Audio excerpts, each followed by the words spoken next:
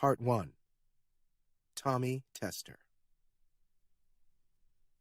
1.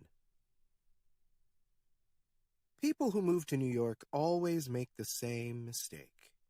They can't see the place. This is true of Manhattan, but even the outer boroughs, too, be it Flushing Meadows in Queens or Red Hook in Brooklyn. They come looking for magic, whether evil or good, and nothing will convince them it isn't here. This wasn't all bad, though. Some New Yorkers had learned how to make a living from this error in thinking. Charles Thomas Tester, for one. The morning of most importance began with a trip from Charles's apartment in Harlem. He'd been hired to make a delivery to a house out in Queens. He shared the crib in Harlem with his ailing father, Otis, a man who'd been dying ever since his wife of 21 years expired. They'd had one child, Charles Thomas, and even though he was 20 and exactly the age for independence, he played the role of dutiful son. Charles worked to support his dying dad. He hustled to provide food and shelter and a little extra to lay on a number from time to time. God knows he didn't make any more than that. A little after 8 o'clock a.m., he left the apartment in his gray flannel suit. The slacks were cuffed but scuffed, and the sleeves conspicuously short. Fine fabric, but frayed. This gave Charles a certain look, like a gentleman without a gentleman's bank account. He picked the brown leather brogues with nicked toes, then the seal-brown trooper hat instead of the fedora. The trooper hat's brim showed its age and wear, and this was good for his hustle, too. Last, he took the guitar case, essential to complete the look. He left the guitar itself at home with his bedridden father. Inside, he carried only a yellow book, not much larger than a pack of cards. As Charles Thomas Tester left the apartment on West 144th Street, he heard his father plucking at the strings in the back bedroom. The old man could spend half a day playing that instrument and singing along to the radio at his bedside. Charles expected to be back home before midday, his guitar case empty, and his wallet full. "Who's that writing?" his father sang, voice hoarse but the more lovely for it. "I said, who's that writing?" Before leaving, Charles sang back the last line of the chorus. "John the Revelator." He was embarrassed by his voice, not tuneful at all, at least when compared with his dad's. In the apartment, Charles Thomas Tester went by Charles, but on the street, everyone knew him as Tommy Tester, always carrying a guitar case. This wasn't because he aspired to be a musician. In fact, he could barely remember a handful of songs, and his singing voice might be described, kindly, as wobbly. His father, who'd made a living as a bricklayer, and his mother, who'd spent her life working as a domestic, had loved music. Dad played guitar, and Mother could really stroll on a piano. It was only natural that Tommy Tester ended up drawn to performing, the only tragedy being that he lacked talent. He thought of himself as an entertainer.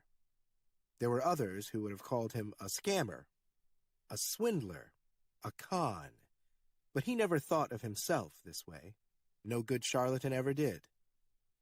In the clothes he'd picked, he sure looked the part of the dazzling, down-and-out musician.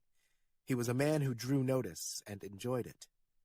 He walked to the train station as if he were on his way to play a rent party alongside Willie the Lion Smith, and Tommy had played with Willie's band once. After a single song, Willie threw Tommy out, and yet Tommy toted that guitar case like the businessmen proudly carrying their briefcases off to work now. The streets of Harlem had gone haywire in 1924, with blacks arriving from the South and the West Indies. A crowded part of the city found itself with more folks to accommodate. Tommy Tester enjoyed all this just fine. Walking through Harlem first thing in the morning was like being a single drop of blood inside an enormous body that was waking up. Brick and mortar, elevated train tracks, and miles of underground pipe, this city lived. Day and night, it thrived. Tommy took up more room than most because of the guitar case. At the 143rd Street entrance, he had to lift the case over his head while climbing the stairs to the elevated track. The little yellow book inside thumped, but didn't weigh much. He rode all the way down to 57th Street and there transferred for the Roosevelt Avenue Corona line of the BMT. It was his second time going out to Queens, the first being when he'd taken the special job that would be completed today. The farther Tommy Tester rode into Queens, the more conspicuous he became. Far fewer Negroes lived in Flushing than in Harlem. Tommy bumped his hat slightly lower on his head. The conductor entered the car twice, and both times he stopped to make conversation with Tommy. Once to ask if he was a musician, knocking the guitar case as if it were his own, and the second time to ask if Tommy had missed his stop. The other passengers feigned disinterest, even as Tommy saw them listening for his replies. Tommy kept the answers simple. "Yes, sir, I play guitar." And, "No, sir, got a couple more stops still." Becoming unremarkable, invisible, compliant, these were useful tricks for a black man in an all-white neighborhood, survival techniques. At the last stop, Main Street, Tommy Tester got off with all the others, Irish and German immigrants mostly, and made his way down to street level. A long walk from here. The whole way, Tommy marveled at the broad streets and garden apartments. Though the borough had grown, modernized greatly since its former days as Dutch and British farmland, to a boy like Tommy, raised in Harlem, all this appeared rustic and bewilderingly open. The open arms of the natural world worried him as much as the white people, both so alien to him. When he passed whites on the street, he kept his gaze down and his shoulders soft. Men from Harlem were known for their strut, a lion's stride. But out here, he hid it away. He was surveyed, but never stopped. His foot-shuffling disguise held up fine. And finally, amid the blocks and blocks of newly built garden apartments, Tommy Tester found his destination. A private home, small and nearly lost in a copse of trees, the rest of the block taken up by a mortuary. The private place grew like a tumor on the house of the dead. Tommy Tester turned up the walkway and didn't even have to knock. Before he'd climbed the 3 steps, the front door cracked open. A tall, gaunt woman stood in the doorway, half in shadows. Ma Ott.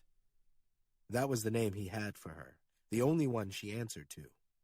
She'd hired him like this, on this doorstep, through a half-open door. Word had traveled to Harlem that she needed help, and he was the type of man who could acquire what she needed. Summoned to her door and given a job without being invited in. The same would happen now. He understood, or could at least guess at the reason. What would the neighbors say if this woman had Negroes coming freely into her home? Tommy undid the latch of the guitar case and held it open. Ma Ott leaned forward so her head peeked out into the daylight. Inside lay the book, no larger than the palm of Tommy's hand. Its front and back covers were sallow yellow. 3 words had been etched on both sides. Zig, zag, zig. Tommy didn't know what the words meant, nor did he care to know. He hadn't read this book, never even touched it with his bare hands. He'd been hired to transport the little yellow book, and that was all he'd done. He'd been the right man for this task, in part because he knew he shouldn't do any more than that. A good hustler isn't curious. A good hustler only wants his pay. Ma Ott looked from the book, there in the case, and back to him. She seemed slightly disappointed. "You weren't tempted to look inside?" she asked. "I charge more for that," Tommy said. She didn't find him funny. She sniffled once, that's all. Then she reached into the guitar case and slipped the book out. She moved so quickly the book hardly had a chance to catch even a single ray of sunlight. But still, as the book was pulled into the darkness of Ma Ott's home, a faint trail of smoke appeared in the air. Even glancing contact with daylight had set the book on fire. She slapped at the cover once, snuffing out the spark. "Where did you find it?" she asked. "There's a place in Harlem," Tommy said, his voice hushed. "It's called the Victoria Society. Even the hardest gangsters in Harlem are afraid to go there. It's where people like me trade in books like yours, and worse." Here he stopped. Mystery lingered in the air like the scent of scorched book. Ma'at actually leaned forward as if he'd landed a hook into her lip. But Tommy said no more. "The Victoria Society," she whispered. "How much would you charge to take me in?" Tommy scanned the old woman's face. How much might she pay? He wondered at the sum, but still he shook his head.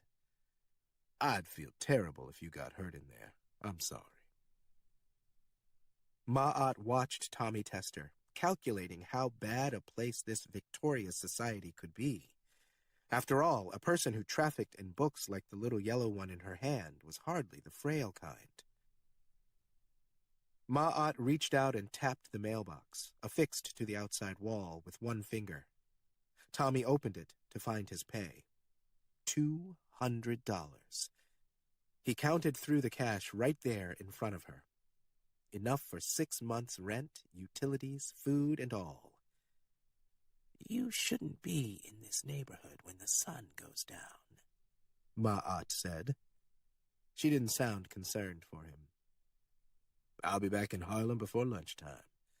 I wouldn't suggest you visit there day or night." He tipped his cap, snapped the empty guitar case shut, and turned away from Ma'at's door. On the way back to the train, Tommy Tester decided to find his friend Buckeye. Buckeye worked for Madame St. Clair, the numbers queen of Harlem. Tommy should play Ma'at's address tonight.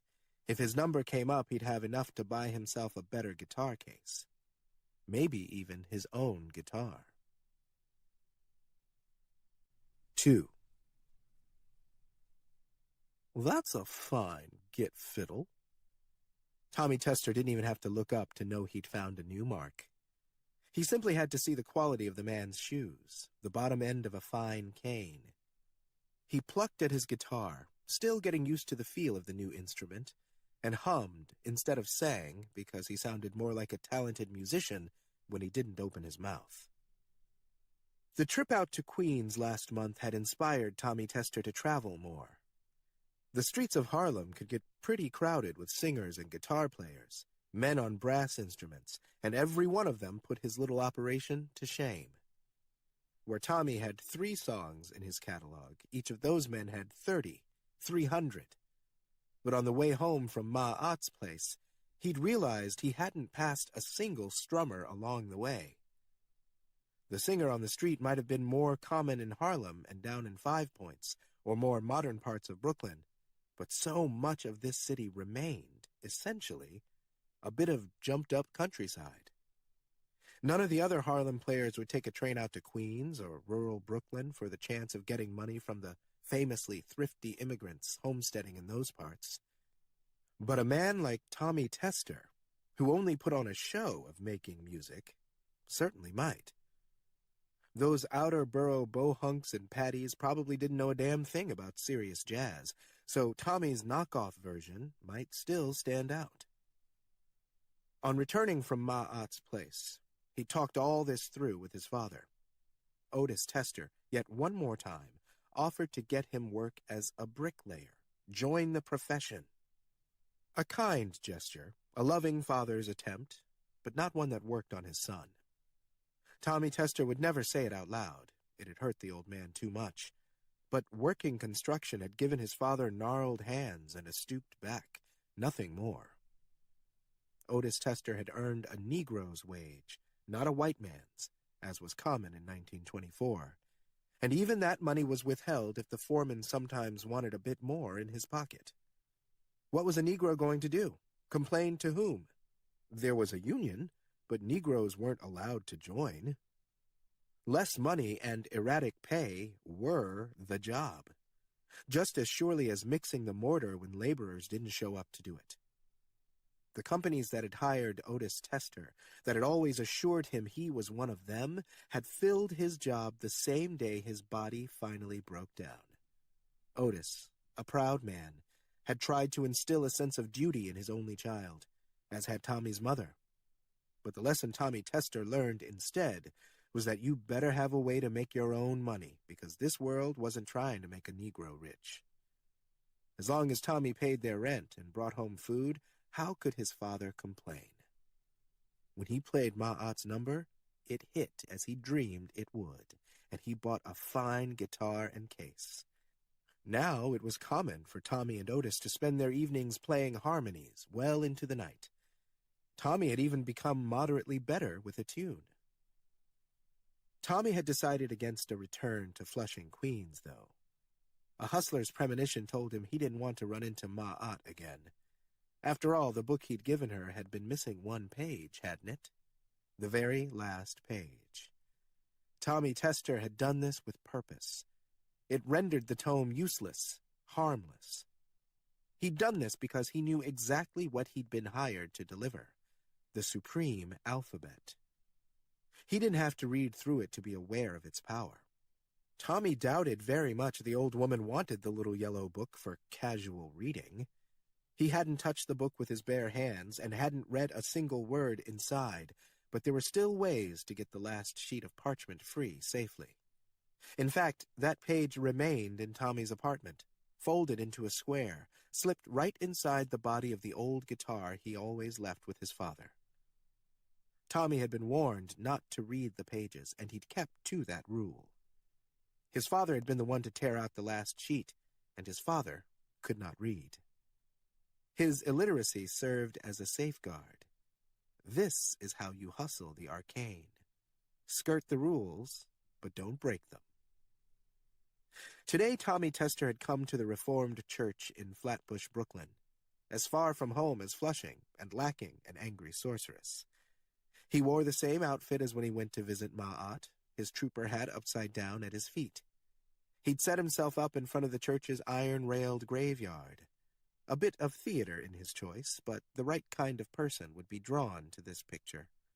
The black jazz man in his frayed dignity singing softly at the burying ground. Tommy Tester knew 2 jazz songs and 1 bit of blues. He played the blues tune for 2 hours because it sounded more somber. He didn't bother with the words any longer, only the chords and a humming accompaniment. And then the old man with the fine shoes and the cane appeared. He listened quietly for a time before he spoke. "That's a fine git fiddle," the man finally said. And it was the term, git fiddle, that assured Tommy his hustle had worked. As simple as that. The old man wanted Tommy to know he could speak the language. Tommy played a few more chords and ended without flourish. Finally, he looked up to find the older man flushed, grinning. The man was round and short, and his hair blew out wildly like a dandelion's soft white blowball. His beard was coming in, bristly and gray. He didn't look like a wealthy man, but it was the well-off who could afford such a disguise. You had to be rich to risk looking broke. The shoes verified the man's wealth, though, and his cane, with a handle shaped like an animal head, cast in what looked like pure gold. "My name is Robert Suidam," the man said, then waited, as if the name alone should make Tommy Tester bow.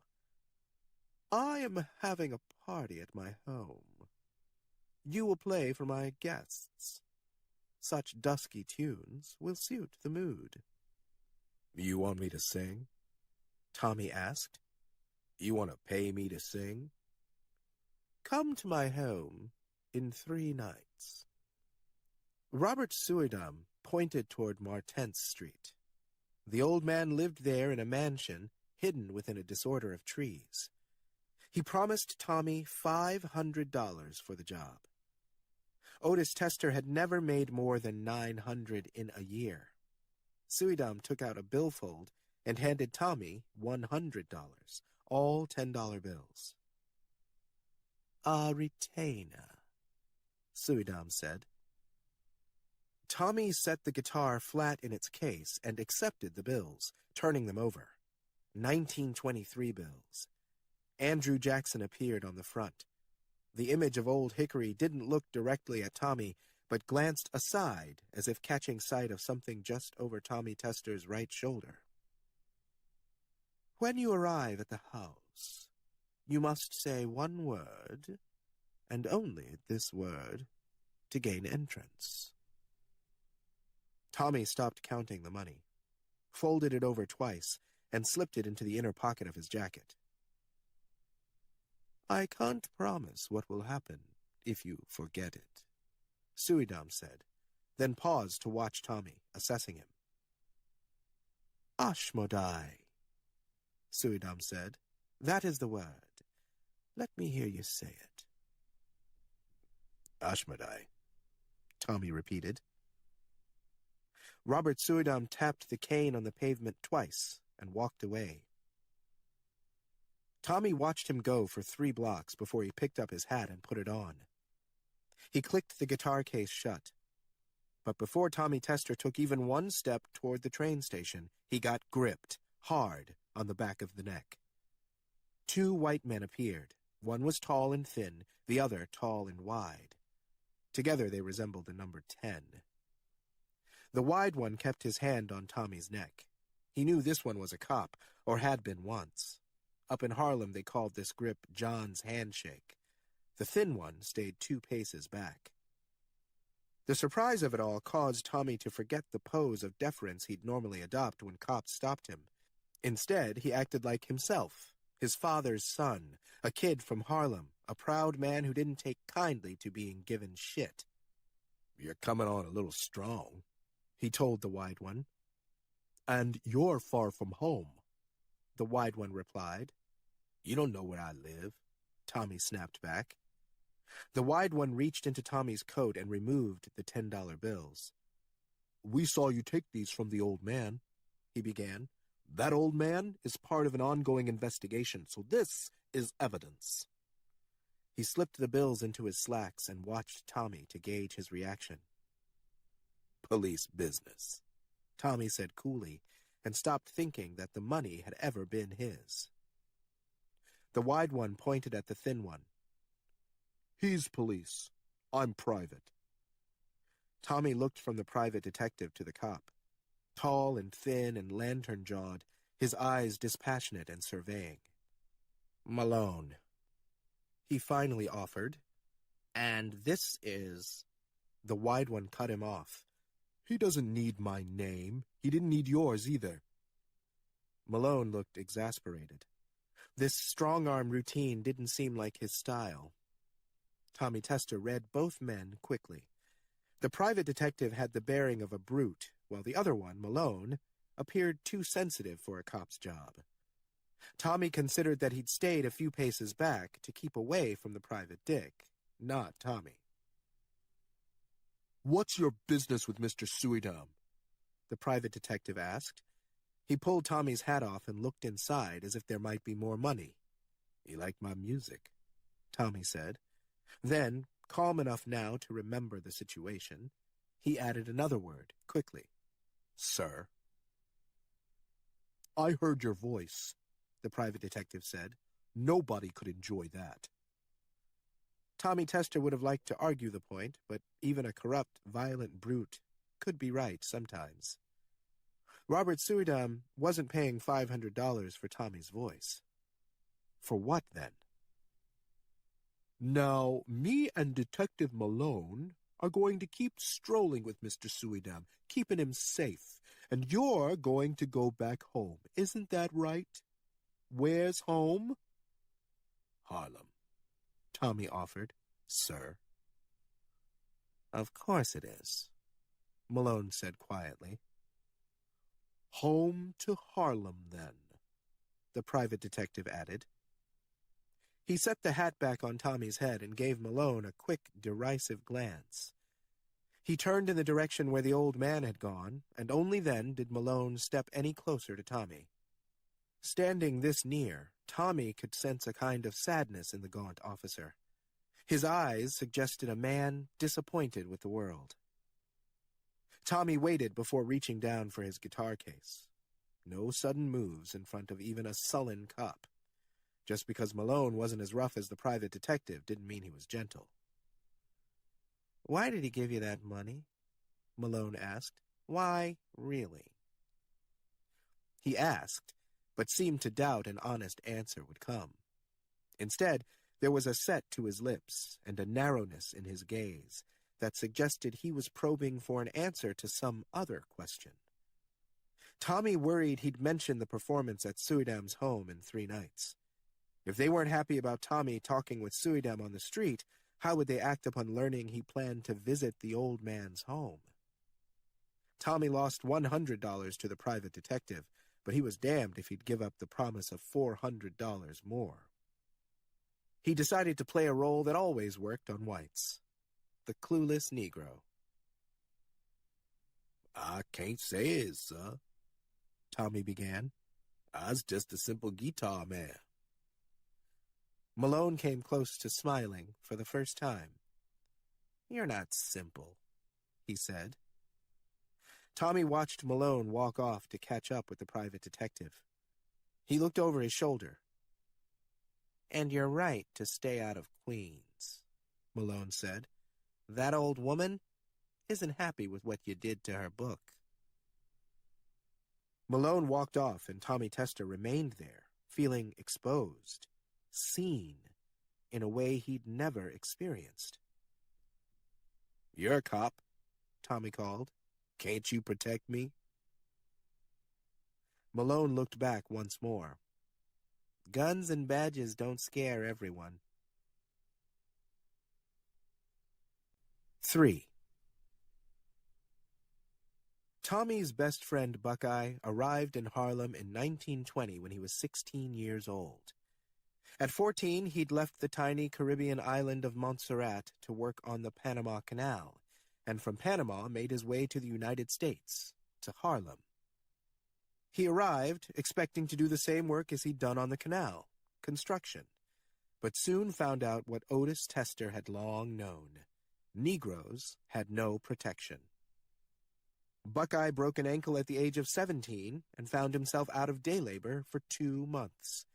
When he was ready to return, the job had been filled, and besides that, the ankle never healed well.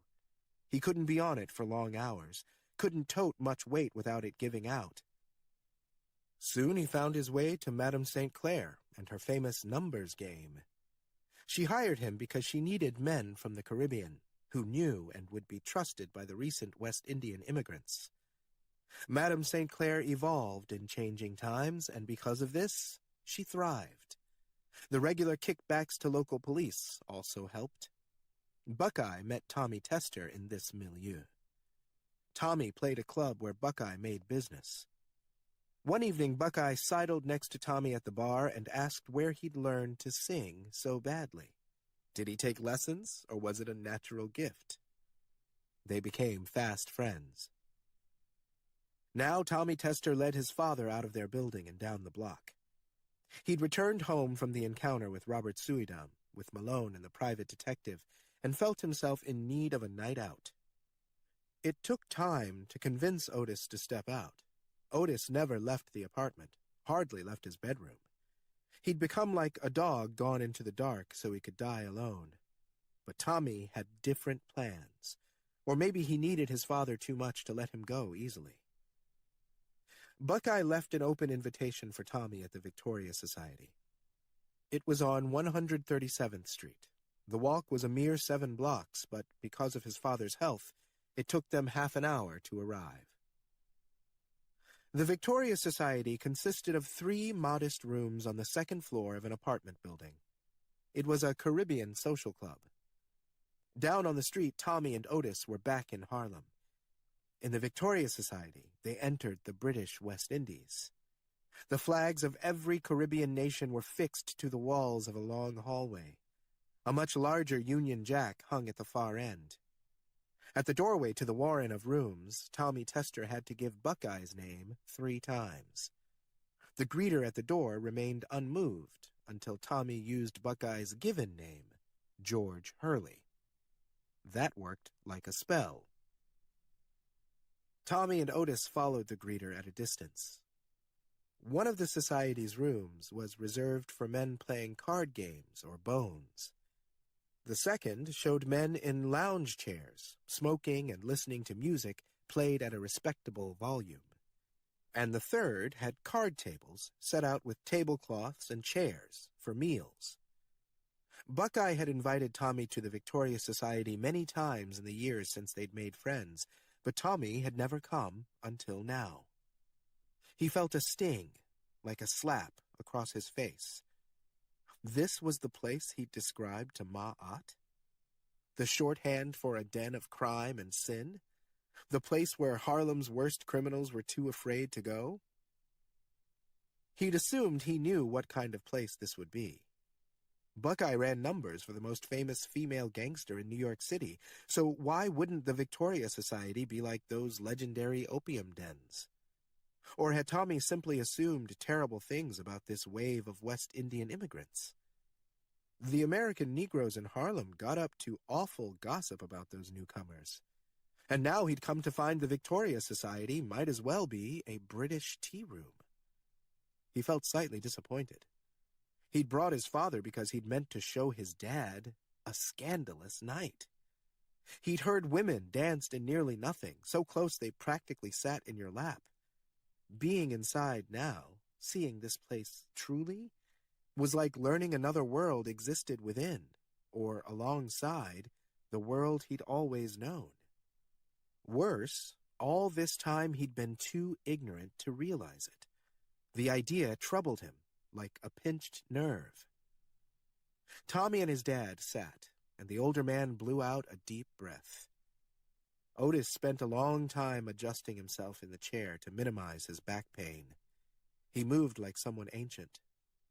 Otis Tester was 41 years old. A thin woman came to the table offering dinner she'd made in her kitchen, then brought here to sell. She was Trinidadian.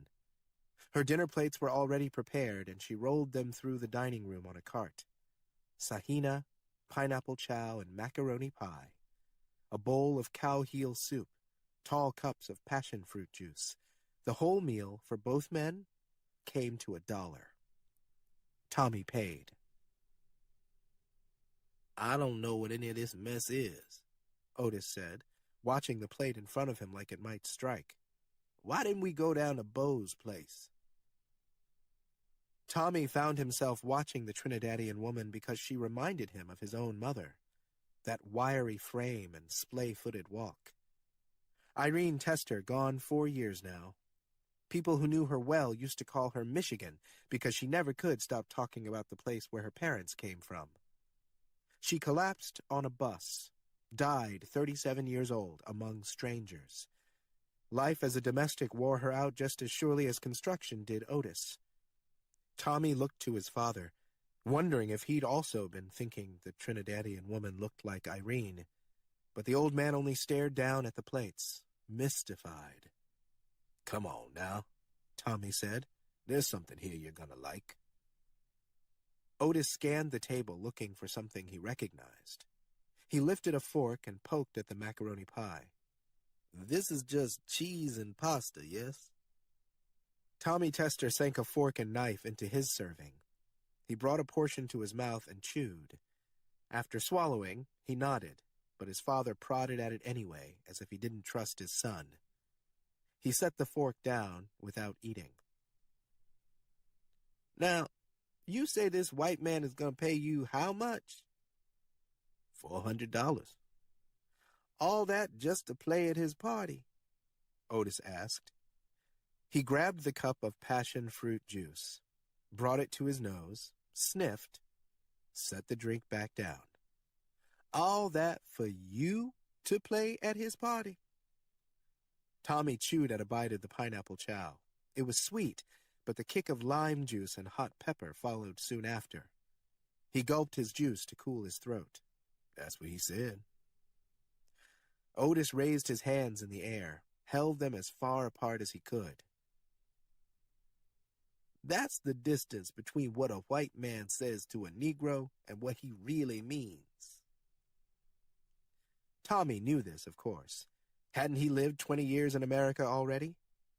His whole hustle, entertainment, was predicated on the idea that people had ulterior motives for hiring him.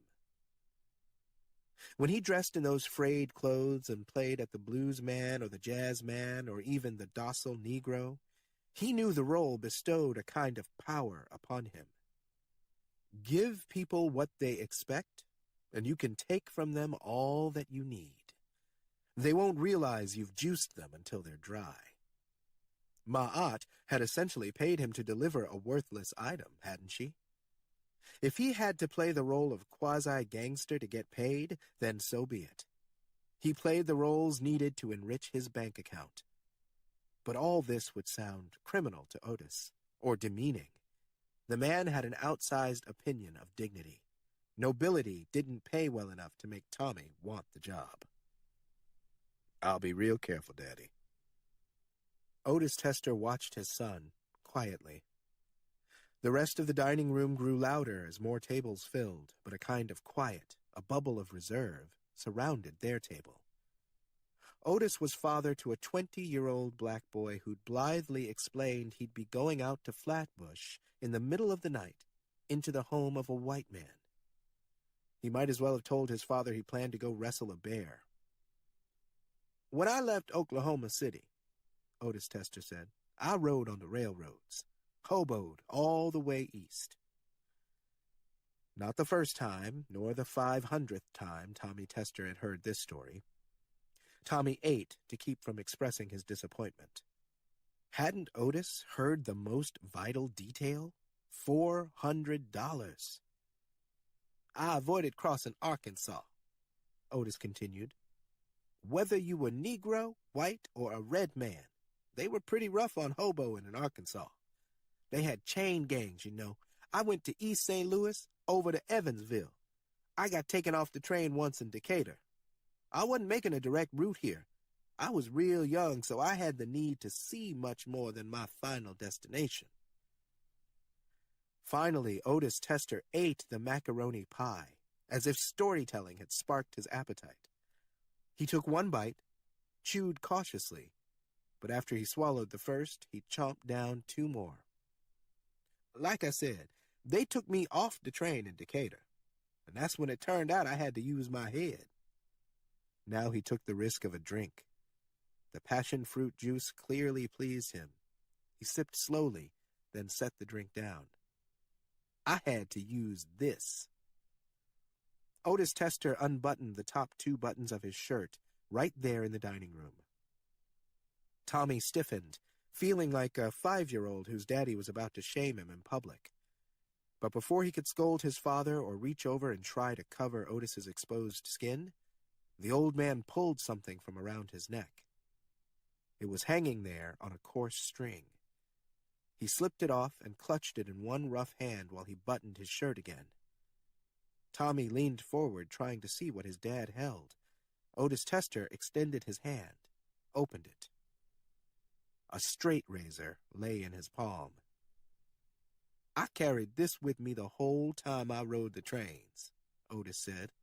"White man, Negro, or Red Indian was not gonna get an easy shot at me." He knocked one end of the razor on the table, loudly. "In Decatur, I made some people understand this," Otis said. Tommy looked from the razor to his father.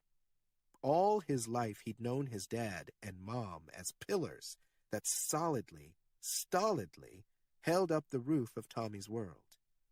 Reliable, supportive, but not particularly remarkable people.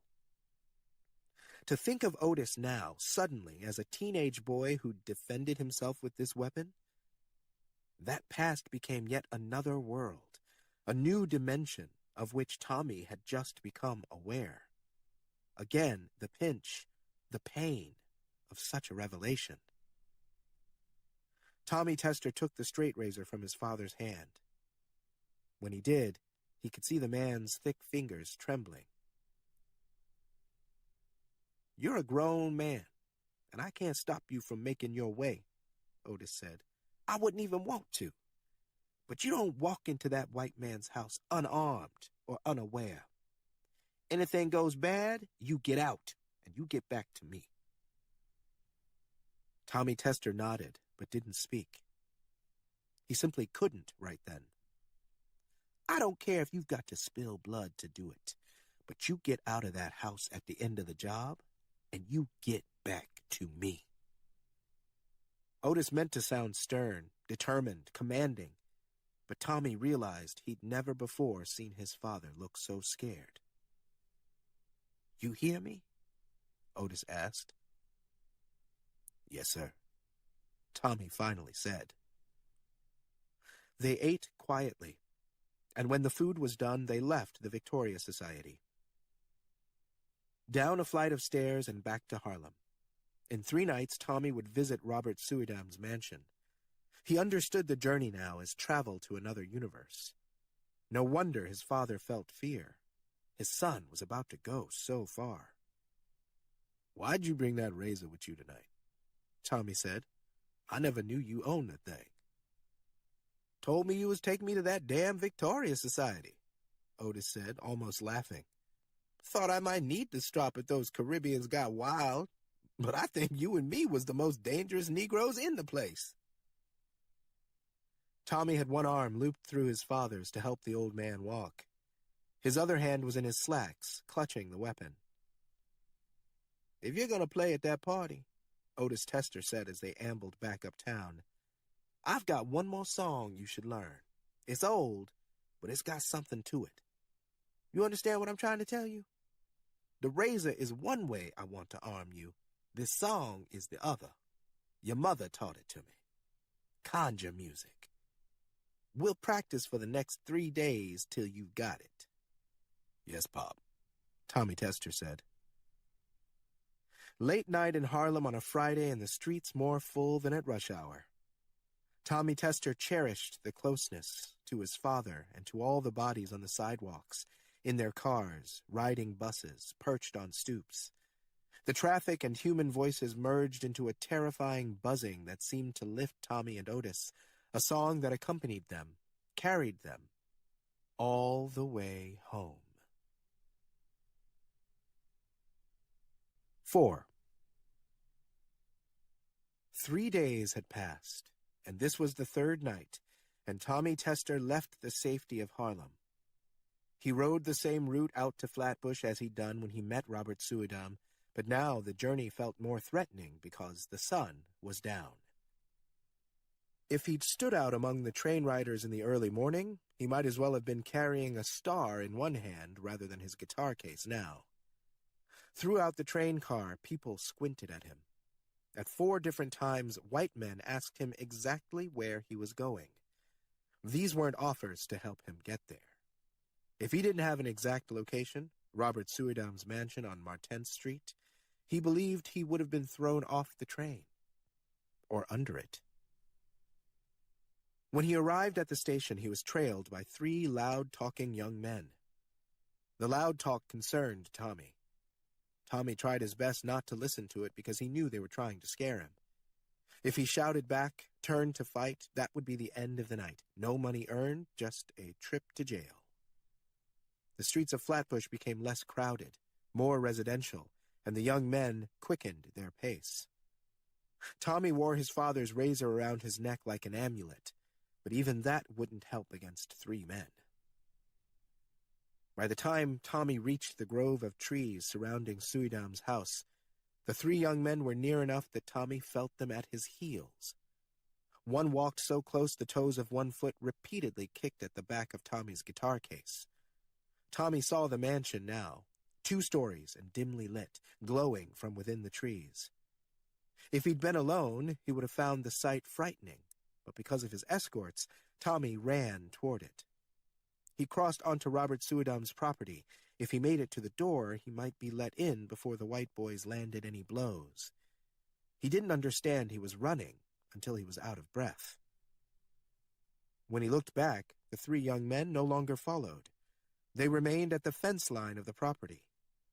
Even stranger, they no longer watched him. Instead, they watched the Suidam home. They cowered before it. Tommy finally saw that these boys were younger than him, maybe 15 or 16, children. studying the Suidam home with fear. Relief played from Tommy's eyes to his heels. Tommy crouched, looking for a stone. He found one the size of a baseball and weighed it in his palm. He set down the guitar. He wanted to hit the biggest of the three young men. They still hadn't returned their gazes to him. It was as if the house had mesmerized them. No better moment than this to take aim. He made a wish that the rock take out one of their eyes. Then the door of the mansion opened. Barely a squeak behind Tommy, but enough to make all three boys literally hop. They bolted like kittens, wriggly and mewling. Behind Tommy there was a groan as someone stepped out the front door and onto the boards of the mansion's wraparound porch. "If you blind one of them, the police will be called." This wasn't said sternly, almost with amusement. Tommy Tester turned to find Robert Suidam coming down the steps, one hand out. Tommy gave him the rock, and Robert Suidam weighed it in his hand as Tommy had done. Rather than throwing it back into the dirt, he slipped the stone into the pocket of his coat. Now he looked at Tommy expectantly. The moment lingered. Suidam waited. Tommy took a full minute to remember the word he'd been instructed to use. "Ashmodai," Tommy finally said quietly. Robert Suidam nodded and turned and walked back up the porch steps. When he entered the mansion, he left the front door open for Tommy to follow. 5. The cloak of trees around the mansion did a great deal to hide its age, its infirmity, but inside there was no cover. The floorboards were old and poorly maintained. They looked splintered and parched. When Tommy entered the home, the entryway was lit by a single electric lamp, and he found the same in all three rooms on the first floor. This caused the edges of each room to lie in shadows, and it became difficult for Tommy to really understand the dimensions of each space, as if the mansion's interior was larger than its exterior. The smell of age, meaning undifferentiated time, had settled throughout the home, a musty odor, as if the winds of the present never blew through here. Robert Suidam led Tommy down the long first-floor hallway, and Tommy clutched the handle of his guitar case as if it were a guideline leading back to the front door, down the steps, out the yard, out a Flatbush, back onto the train to Harlem, and by his father's side. While they walked, the old man almost trotting, Tommy felt his guitar case jiggling as it had when the white boys had been kicking at it as they followed him. This spurred a suspicion that someone else, something else, was following him now. Twice the case almost flew out of his grip, but Tommy couldn't make himself look back into the darkness of the long hall. Instead, he only followed faster. Suidam opened a set of double doors and entered a room so brightly lit, Tommy squinted as he followed. As soon as he was inside, Suidam pushed one of the doors shut, then the other. Just before he shut the second, Suidam peeked into the hall. Tommy felt, distinctly, there'd been another presence trailing behind him. Then Suidam actually spoke. A single mumbled word. A command? Before the old man shut door and locked it. Only then could Tommy turn to take in this room with its high ceilings. It had to be the size of the entire apartment Tommy and Otis shared. It might be larger. It had 3 towering walls of inset shelving, every one full of books. In addition to the books on the shelves, there were others spread across the floor, towers of tomes, stacked as high as Tommy's shoulder. "I've read them all," Suidam said, "and yet there's still so much I must learn." Tommy stood the guitar case by his side like an upright rifle. "I'd say you earned yourself a break." Suidam shook his head faintly. "If only there were time for rest." Suidam walked to the far end of the room, toward the high windows running along one wall. A single great chair stood by the sill. Suidam sat in it. His feet dangled, not touching the floor. A strange sight, because he wasn't a short man. The chair didn't appear oversized either. The old man's shoes swayed 3 inches from the floorboards, and Tommy watched them, confused by the incongruity. Then, as if Suidam had noticed Tommy's interest, the feet lowered to the ground. But Suidam hadn't moved the rest of his body. Instead, it was as if the old man had, by some power, made his legs grow at will. It was so odd visually, Tommy actually became nauseated. Tommy looked away and back again, and sure enough, Suidam's feet were flat on the floor. He waved a hand to catch Tommy's attention. "Won't you play now?" he asked. There was an edge to his tone, as if trying to get Tommy's mind onto something other than the strangeness, shape-shifting, he swore he'd just seen. Tommy looked around the library. The only other guests seemed to be the books. "The party is tomorrow night," Suidam said, "but I felt like meeting with you tonight first. You didn't think I was paying you that much money to play for one evening, did you?" "No, sir," Tommy said. "Whatever you like." He opened the guitar case and took out the instrument. He had, in fact, expected to be paid to play for one evening, because that's exactly what the man promised 3 days earlier. But a wealthy man's reality is remade at will.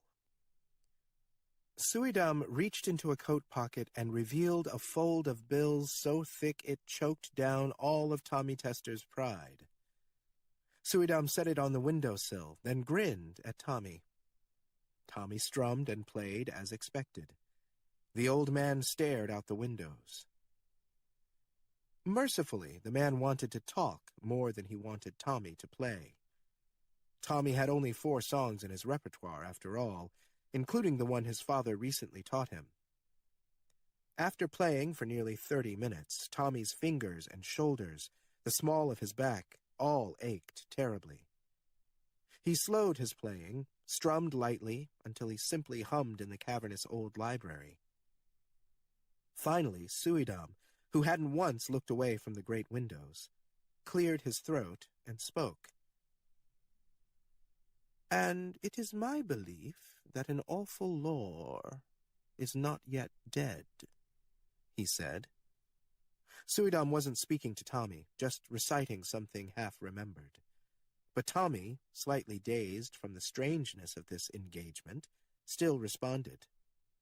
"I'm sorry, sir," he asked, and instantly regretted it.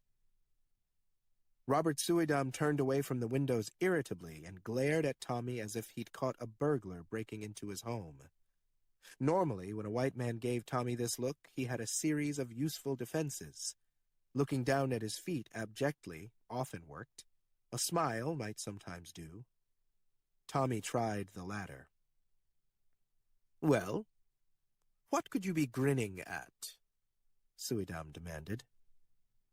A third option, considered in a panic, was to get his father's razor out and cut this old man's throat, take the money, and flee. But by now, well past 11, Tommy couldn't imagine making it to the train station. A Negro walking through this white neighborhood at damn near midnight? He might as well be Satan strolling through Eden. And if they found him with that wad of money, well, he'd be fortunate if the police were called. They might only beat him, then take him to jail. Much worse would happen if he got snatched by a mob. No razor then. He was, in essence, trapped here until morning. "I asked you something," Suidam said, "and when I speak, I expect a response." No good deflections left, so Tommy Tester raised his head and returned Suidam's gaze. Might as well try honesty. "I'm confused," he said. "Of course you are. Suidam said. "The veil of ignorance has been set over your face since birth. Shall I pull it free?" Tommy pursed his lips, trying to decide his best response. So far, honesty had worked. At least the old man wasn't glaring at him. "It's your money," Tommy said. Robert Suidam clapped. "Do you know why I hired you? Why I was drawn to you 3 days past? I could see you. And I don't mean this charade." Suidam extended one hand and gestured from Tommy's purposefully scuffed boots to his well-worn suit to his guitar. "I saw that you understood illusion, and that you, in your way, were casting a powerful spell. I admired it. I felt a kinship with you, I suppose, because I, too, understand illusion." Suidam rose from his chair and faced the wall of tall windows. The old man tapped at one pane, lightly. Because of all the lights inside the library, it was impossible to see outside into the night. The windows had turned into a sort of screen reflecting Tommy and Suidam and the expansive library. Suidam waved Tommy over, and as he walked closer, Tommy thought he saw movement behind him. The reflected image of the library's double doors buckled twice, as if someone were in the hallway, trying to push them open. Tommy turned quickly, but the doors weren't moving now. Tommy couldn't make himself turn back to Suidam yet. "Your people," Robert Suidam began, "your people are forced to live in mazes of hybrid squalor. It's all sound and filth and spiritual putrescence." If anything could pull Tommy Tester's attention from the door, it would be this. He turned to Robert Suidam, expecting to find the man sneering, but the man had one hand on his belly, patting it gently. He looked up and to the right, like a man trying to remember a speech. "Policemen despair of order or reform, and seek rather to erect barriers, protecting the outside world from the contagion," he continued. Tommy held the neck of the guitar tightly.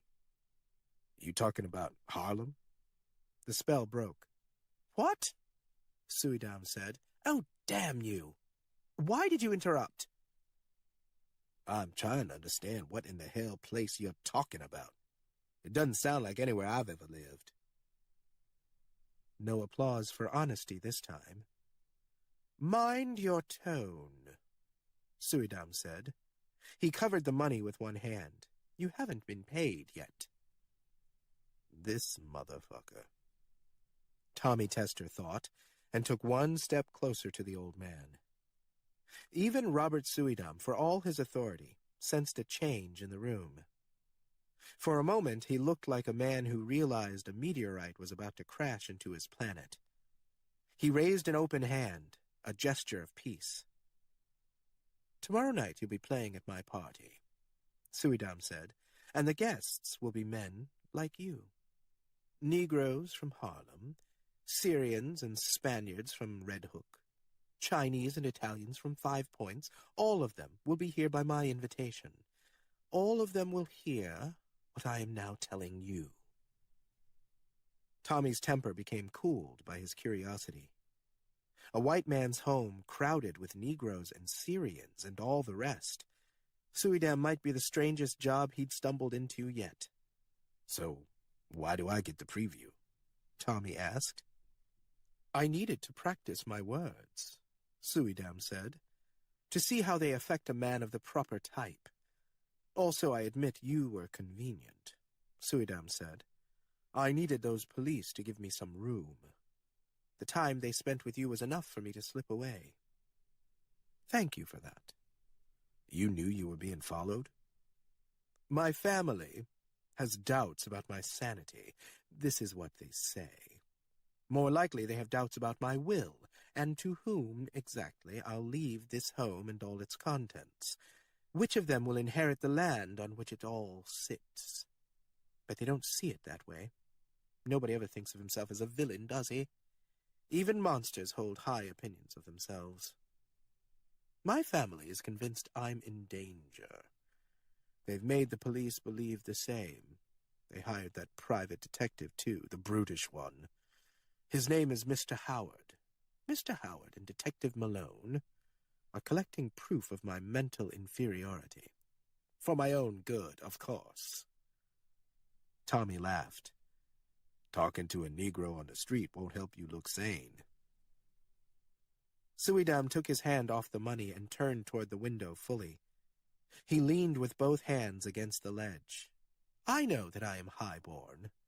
I mean that my family's old wealth and their bearing in history should afford me all the comfort I need.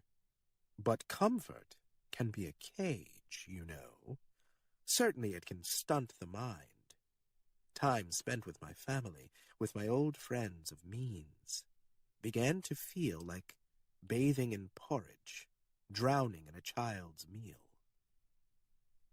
So I sought out others, entirely unlike myself, and when they spoke of secret wisdom, I listened.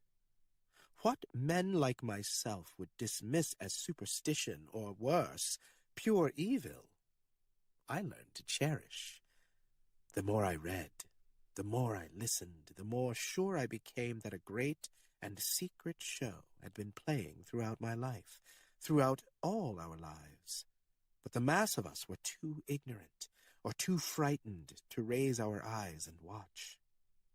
Because to watch would be to understand the play isn't being staged for us. To learn we simply do not matter to the players at all.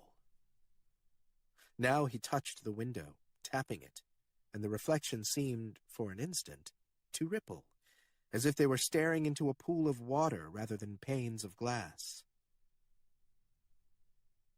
There is a king who sleeps at the bottom of the ocean. As Suidam said this, against all possibility, the window panes took on the color and apparent depth of the sea. It was as if Tommy Tester and Robert Suidam, standing in this room, in this mansion, in this city, were also peering down at distant waters elsewhere on the globe. The guitar fell out of Tommy's hand as the image appeared. The thump it made, the sour note that played once, these hardly registered. A rush of cold seemed to enter not only the room, but also Tommy's bones. Suidam said, "The return of the sleeping king would mean the end of your people's wretchedness, the end of all the wreck and squalor of 1 billion lives. When he rises, he wipes away the follies of mankind, and he is only one of many. There are the great old ones. Their footfalls cause mountains to topple. One gaze strikes 10 million bodies dead. But imagine the fortunes of those of us who were allowed to survive. The reward for those of us who helped the sleeping king wake." Suidam tapped the window again, and the ocean. Truly, Tommy was seeing a vast and distant sea in the windows. Churned, heaved, and from its depths a shape, too massive to be real, stirred. Tommy's throat tightened. He didn't want to see this.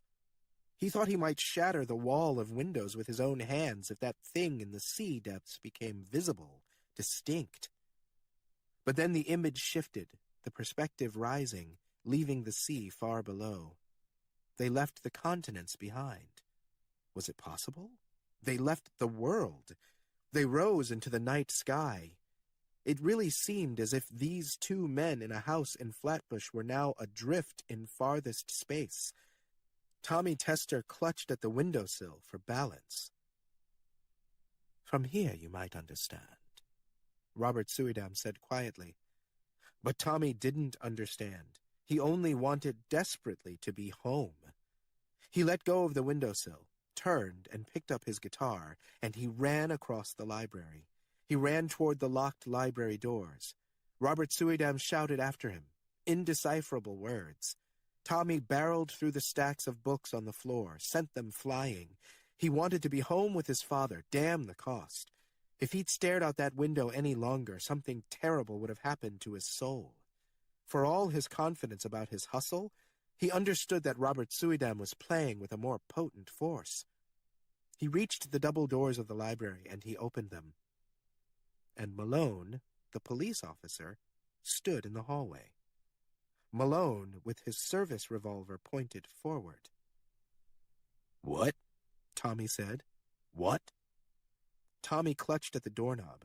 In his other hand he held a guitar.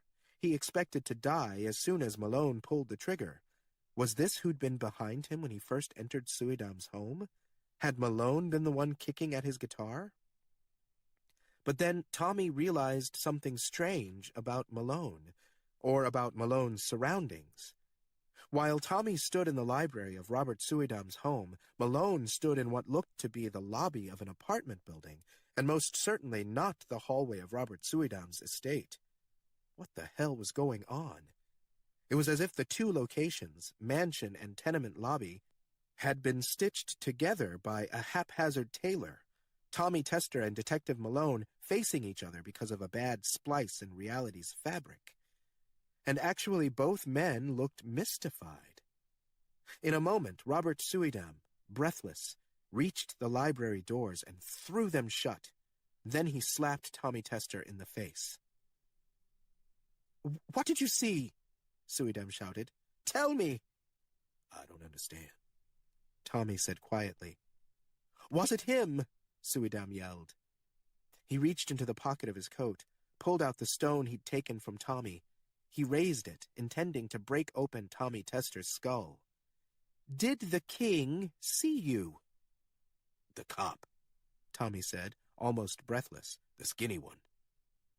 Suydam held the stone high for 2 moments more. "Malone?" Then he lowered the rock. "Only Malone," he said quietly to himself. "I don't understand where I've ended up," Tommy said. Suydam breathed deeply, swallowing. "We can't leave this room yet," he explained. "Not till morning." If Tommy looked baffled, it's because he was baffled. If we tried to open that door again, the results would be even stranger than what you've just seen, and potentially more dangerous. Tommy looked back at the doors. His forehead went cold. "Malone was standing in the hallway, but it wasn't your hallway out there." "I believe you," Suydam said, "but believe me, it could have been worse.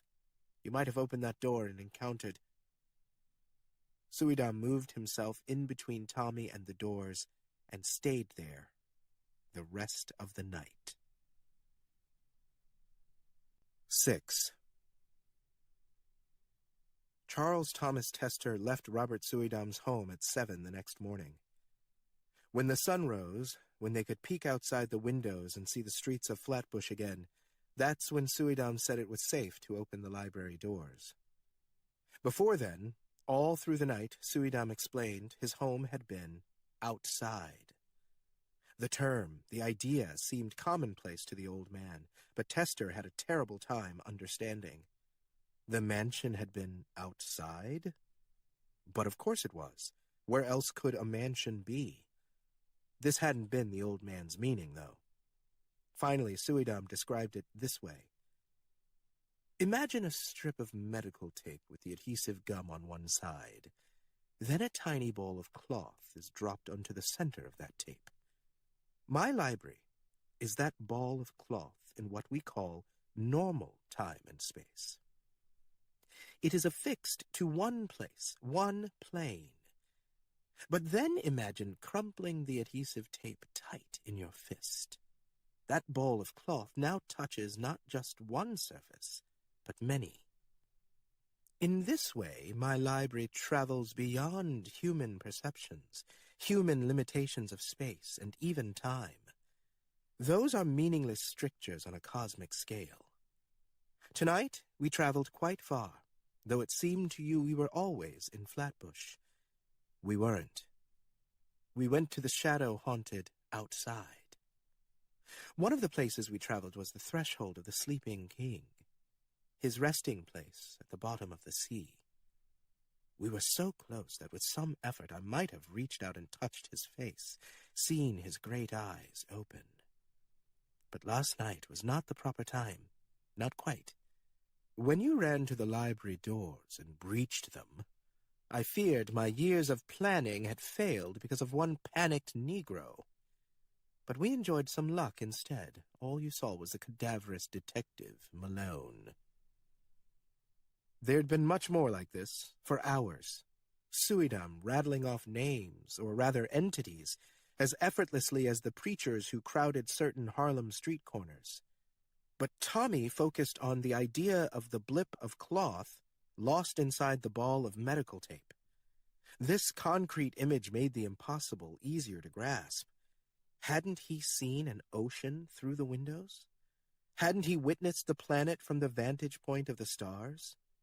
Hadn't Malone been on the other side of the double doors, looking desperate and bewildered? Throughout the night, Robert Suidam returned to this sleeping king. Like the planet revolves around the sun. The sleeping king.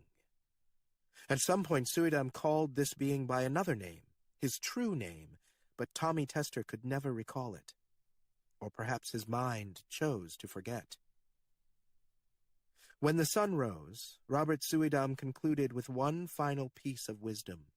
He retrieved the stone from his pocket again. This time he pressed the rock into Tommy's palm. How much did this stone matter to you, to your existence, before you picked it up to use it on those boys who followed you?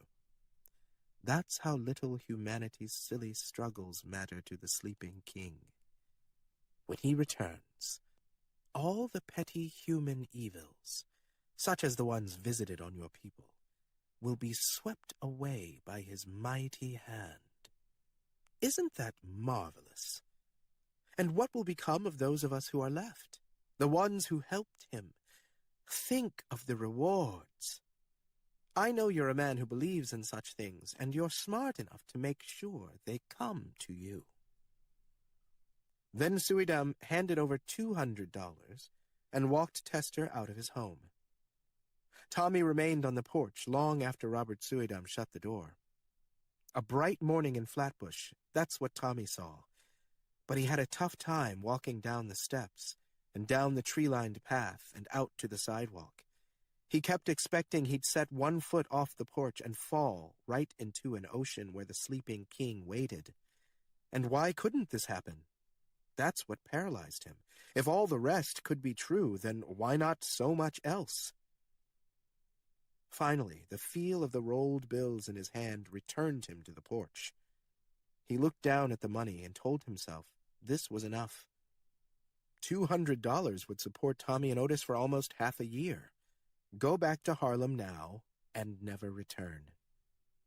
Robert Suidam would never find him because he'd never told the old man where he lived. Whatever Suidam had planned meant less than nothing to him. Let the old man have his magic. Otis and Tommy would spend the night at the Victoria Society, talking and eating well. He would make it back to his father as he promised. That was enough. Tommy squeezed the bills once more, then dropped the roll into the sound hole of his guitar. It fell with a gratifying thump. He slipped the guitar back into the case and one hand into his coat pocket. The stone Suidam had returned to him rested inside. Instead of dropping the rock back into the dirt, Tommy took it with him. Eventually he'd spend his money, but the stone would serve as a souvenir of the night he'd been outside. On the train back to Harlem, Tommy didn't notice anyone else, and if they noticed him, he was unaware. The conductor made no small talk this time. Maybe Tester cut an odd figure. A Negro in worn clothes with a guitar at his feet and his attention focused on a stone in his hand. He must have looked feeble-minded, and thus unthreatening, and thus invisible. 7. Harlem. Only away for a night, but he'd missed the company. The bodies close to his on the street. Boys running through traffic before the streetlights turned, on their way to school and daring each other to be bold. As he descended the stairs from the station, he smiled for the first time since he'd left Suidam's mansion. Tommy walked toward home, but found himself so hungry he stopped first to eat at a counter on 141st Street. The strangest moment came when it was time to pay, and he had to fish into his guitar for the bills. The counterwoman looked uninterested right up until the roll appeared, as thick as the middle of a Burmese python. Tommy liked the way she looked at him after he paid from that knot, even better when he put down a whole $1 for a tip. Could Robert Suidam really make a man like Tommy a prince in his new world? Wouldn't that be damn fine? By the time he left the shop, he'd changed his mind about returning to Suidam's place. The old man had been right. Tommy Tester did enjoy a good reward. At 10 in the morning, he approached his block, sunlight kissing every face and facade. The streets weren't as tranquil. He hadn't noticed the traffic when he'd left the counter, but by now the streets nearly had a clog. The roads became more flooded as he approached 144th. His block looked positively underwater. 3 police cruisers, Ford Model T Tudor sedans, were parked midway down the block, a much bigger police emergency services truck behind them. Tester moved slowly. The sidewalk so dense with bystanders that people filled every stoop, too. The only time he'd ever seen Harlem this crowded was when the 369th Regiment marched Manhattan in 1919 after returning from the war. Halfway down the block, the police had thrown up a barricade. Cops stood in pairs, keeping all the gawkers back. By now, Tommy saw they were blocking everyone from entering a specific building. His building. Tommy made it to the edge of the crowd, right up to the barricades, and waited. Malone appeared at the building's front entrance. Mr. Howard moved beside him. They came down the steps at the same pace, with the same gait, and for a moment Mr. Howard became Detective Malone's shadow. 2 more police, in uniform, came out seconds later and shook hands with both men. Then Malone looked up and found Tommy instantly, as if he'd been sensitive to Tester's scent. He pointed, and the 2 patrolmen ran to the barricade. The first grabbed Tester's neck, just as Mr. Howard had done when they first met in Brooklyn, and the other patrolman grabbed another Negro who happened to be standing there. They led both men around the barricade to Malone. "Not that one," Malone said, pointing at the second man. The patrolman looked slightly abashed, but then routinely went through the other Negro's pockets. When nothing illegal was discovered, he pushed the man back toward the crowd. No words had been shared between the 2. When the man reached the crowd again, he simply turned, like the others, to watch what they'd do to Charles Thomas Tester. "Your father's dead," Malone said. This was reported neither with relish nor with sympathy. In a way, Tester liked this best. No pretense of concern. "Your father is dead." Outwardly, Tester took the news with great calm. Inwardly, he felt the sun close its distance from the earth. It came near enough to melt the great majority of Tommy's internal organs. A fire ran through his body, but he couldn't show it. He couldn't open his mouth to ask what happened to Otis, because he'd forgotten he had a mouth. He stood there, as blank as a stone. "Tell me my father's dead and I'm going to take a swing at you," Mr. Howard said. "But these people really don't have the same connections to each other as we do. That's been scientifically proven. They're like ants or bees." Mr. Howard waved one hand at the building beside them. "That's why they can live like this." Tommy felt the weight of the stone in his pocket. "Your father is dead." He only had to reach it, swiftly bring it out, and spill these white men's brains on the streets. Your father is dead. The certainty of his own demise moments afterward brought him no fear. Your father is dead. He would have done this right away, but he simply couldn't move. Mr. Howard watched Tommy a moment longer, but when there was still no reaction, he spoke in a more matter-of-fact tone, as if addressing a grand jury. "I approached the home at approximately 7 this morning," Mr. Howard began. "After finding apartment 53, I knocked several times. After receiving no answer, I checked the door and found it unlocked. I entered the apartment, clearing each room in order, until I reached the back bedroom. In that room, a male Negro was discovered displaying a rifle. In fear for my life, I used my revolver." Tester couldn't understand how he remained upright. Why wasn't he collapsing? For a moment he felt himself, his mind at least, slipping out of his skull. He wasn't here. He was outside. Didn't even need to be in Suidam's library to make the trip. Mr. Howard pointed at the building. "Because of the orientation of the apartment, the back bedroom faces an air shaft. This left the back room in darkness. After defending myself, it was discovered that the assailant had not been brandishing a rifle."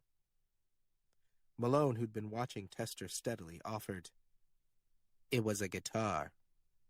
Mr. Howard nodded. "In the dark, this was impossible to know, of course. Detective Malone was called to the scene. He'll be writing up the report exactly as I've explained." Tester looked from one man to the other. Tester's voice finally returned to him. "But why were you here at all?" he asked. "Why did you come to my home?" "Mr. Howard was hired to track down stolen merchandise," Malone said. "My father never stole a thing in his life," Tester said. "Not your father," Mr. Howard agreed. "But how about you?" Malone's long face slackened, and he pawed through the pockets of his coat. Finally, Malone retrieved a pad, a policeman's notebook, and flipped through a series of pages. Arcane symbols and indecipherable words were scrawled across each page of Malone's book. Tommy doubted Malone's notes had anything to do with police work. He thought of Robert Suidam's library, so full of esoteric learning. Malone's notebook might be a journal of the same unspeakable knowledge. Finally, Malone came to a largely empty page, a few numbers written across the top. He showed the page to Tommy. Tommy knew it instantly. Ma'at's address in Queens. "I'm going to tell you what I think," Malone began. "You figured you'd found a loophole in the job you did for the old woman. You followed the exact wording of your contract. You figured this made it impossible for Ma'at to come after you, because you hadn't broken the rules. But it's 1924, Mr. Tester, not the Middle Ages. Her sorcery couldn't get you, so she hired out for help. She employed Mr. Howard." Now Mr. Howard patted at his coat. "As I moved to secure your father's rifle, I learned it was a guitar. I then discovered the page I needed, hidden right inside." "Don't you understand why I kept the page from her?" Tester asked. "Don't you understand what she can do with that book?" Mr. Howard laughed and looked at Malone.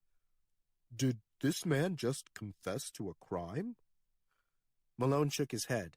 "Let it alone," he said. "You understand," Tester said, glancing at Malone's notebook. The detective flipped the cover shut, slid the pages back into his pocket. "I understand you weren't home when Mr. Howard arrived," Malone said. "As a result, your father was left vulnerable." "It's my fault, then?" Tommy asked. "Will you be putting that in your report, too?" Mr. Howard's mouth opened slightly, an undisguised expression of surprise. "I hate the lippy ones," he said. Malone, meanwhile, seemed nonplussed. "Want to tell me where you were last night?" Malone asked. "Or shall I guess?" Charles Thomas Tester had a sudden flash, an image of his father, half asleep, looking up to find some white man at the doorway in the semi-dark. What did Otis Tester think at the moment? Was there time, at least, to picture his loving wife or the son who'd worshipped him? Was there time for a breath, an exclamation, time for a prayer? Maybe better to imagine Otis never woke up. That made it easier on Tommy, at least. "How many times did you shoot my father?" Tester asked. "I felt danger for my life," Mr. Howard said. "I emptied my revolver. Then I reloaded and did it again." Tester's tongue felt too large for his mouth, and for the first time he thought he might cry, or cry out. He felt the weight of the stone in his coat pocket, heavier now, as if dragging him to the ground. His night with Robert Suydam returned to him, all of it, all at once. The breathless terror with which the old man spoke of the sleeping king, a fear of cosmic indifference suddenly seemed comical or downright naive. Tester looked back to Malone and Mr. Howard. Beyond them he saw the police forces at the barricades as they muscled the crowd of Negroes back. He saw the decaying facade of his tenement with new eyes. He saw the patrol cars parked in the middle of the road like 3 great black hounds waiting to pounce on all these gathered sheep. What was indifference compared to malice? "Indifference would be such a relief," Tommy said. 8. Charles Thomas Tester found himself cast away.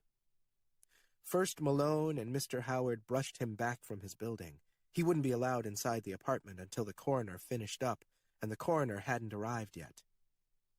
Malone and Howard walked Tommy back to the crowd. The crowd parted around him, swallowed and digested him. In minutes he'd been expelled at the far end of his block. Surrounded by onlookers, but undeniably alone. He walked without thinking, found himself in front of the Victoria Society. He went upstairs, and the greeter, recognizing him now, let him pass. Tommy walked to the dining room, half full with an early lunch crowd, sat at a table in one corner, far from the table where he'd eaten dinner with Otis just 4 days ago. Tester stared at the table as if Otis might suddenly sit down, Malone and Howard having played an awful joke. Eventually 3 men did sit at the table, so Tommy turned away. In time, Buckeye arrived. It seemed like luck, but really the Victoria Society's greeter called Buckeye in. A greeter being only as good as his memory, he'd remembered the name Tester used for entry. Before Buckeye sat with Tester, he checked in at other tables, took numbers from those who wanted to play, and paid off one heavy-set man whose number hit yesterday. Then Buckeye sat and bought them both lunch, this time cooked by a woman from South Carolina, a plate of gullah rice, fish head stew, and hush puppies. Buckeye ate, but Tommy couldn't look down at his plate. Buckeye hadn't heard yet about what had happened to Otis, and Tommy had no desire to speak of it. Still, the news, the horror of it, felt as if it wanted to leap out of his throat, an unclean spirit wanting to make itself known.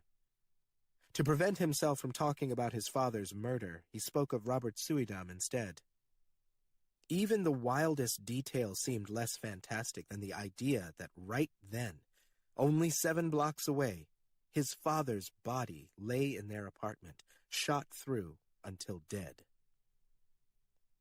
Though Tommy told Buckeye everything, he kept returning to 3 words in particular. The sleeping king, the sleeping king, the sleeping king. Finally, he put food into his mouth, not because he felt hungry, but because he couldn't think of any other way to shut himself up. He must sound mad. By this point, Buckeye had stopped eating. He watched his boyhood friend quietly, narrowed his eyes. "When I worked on the canal," Buckeye said. "You remember, I told you I was there for a year. When I worked on that canal, we had boys from all over the world. All of us brought our stories with us. You know how people do. And no matter how hard you work, men always make time to tell their stories. Well, we had some boys from far as Fiji and Rarotonga, Tahiti too. I couldn't understand the boys from Tahiti. They spoke that French. But the Fiji boys, 2 brothers, I swear they said what you've been saying, the sleeping king. Yeah, them Fiji boys said it more than once. But they had another name for him, too.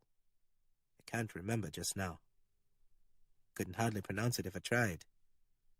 The sleeping king is dead but dreaming. That's what they said. Now what in the hell does that mean? Those weren't my favorite stories. I kept my distance from those boys. You're not planning to fly out to Fiji, are you? Buckeye laughed, but it was forced. How could his friend from Harlem come up with the same story as two brothers from Fiji, especially when both died during the construction of the Panama Canal? How could such things be? Tommy, if he'd been listening, might have laughed along, but he stood, took his guitar, and ran out the dining room, just like that. His case slapped the food off 2 different tables, and the men cursed Tommy's back as he fled the Victoria Society. Tommy made toward the elevated train that would take him from Harlem to Flatbush. Hours ago, he'd considered never returning to Robert Suidam's mansion, but now, where else could he go? The party wouldn't start for 8 more hours.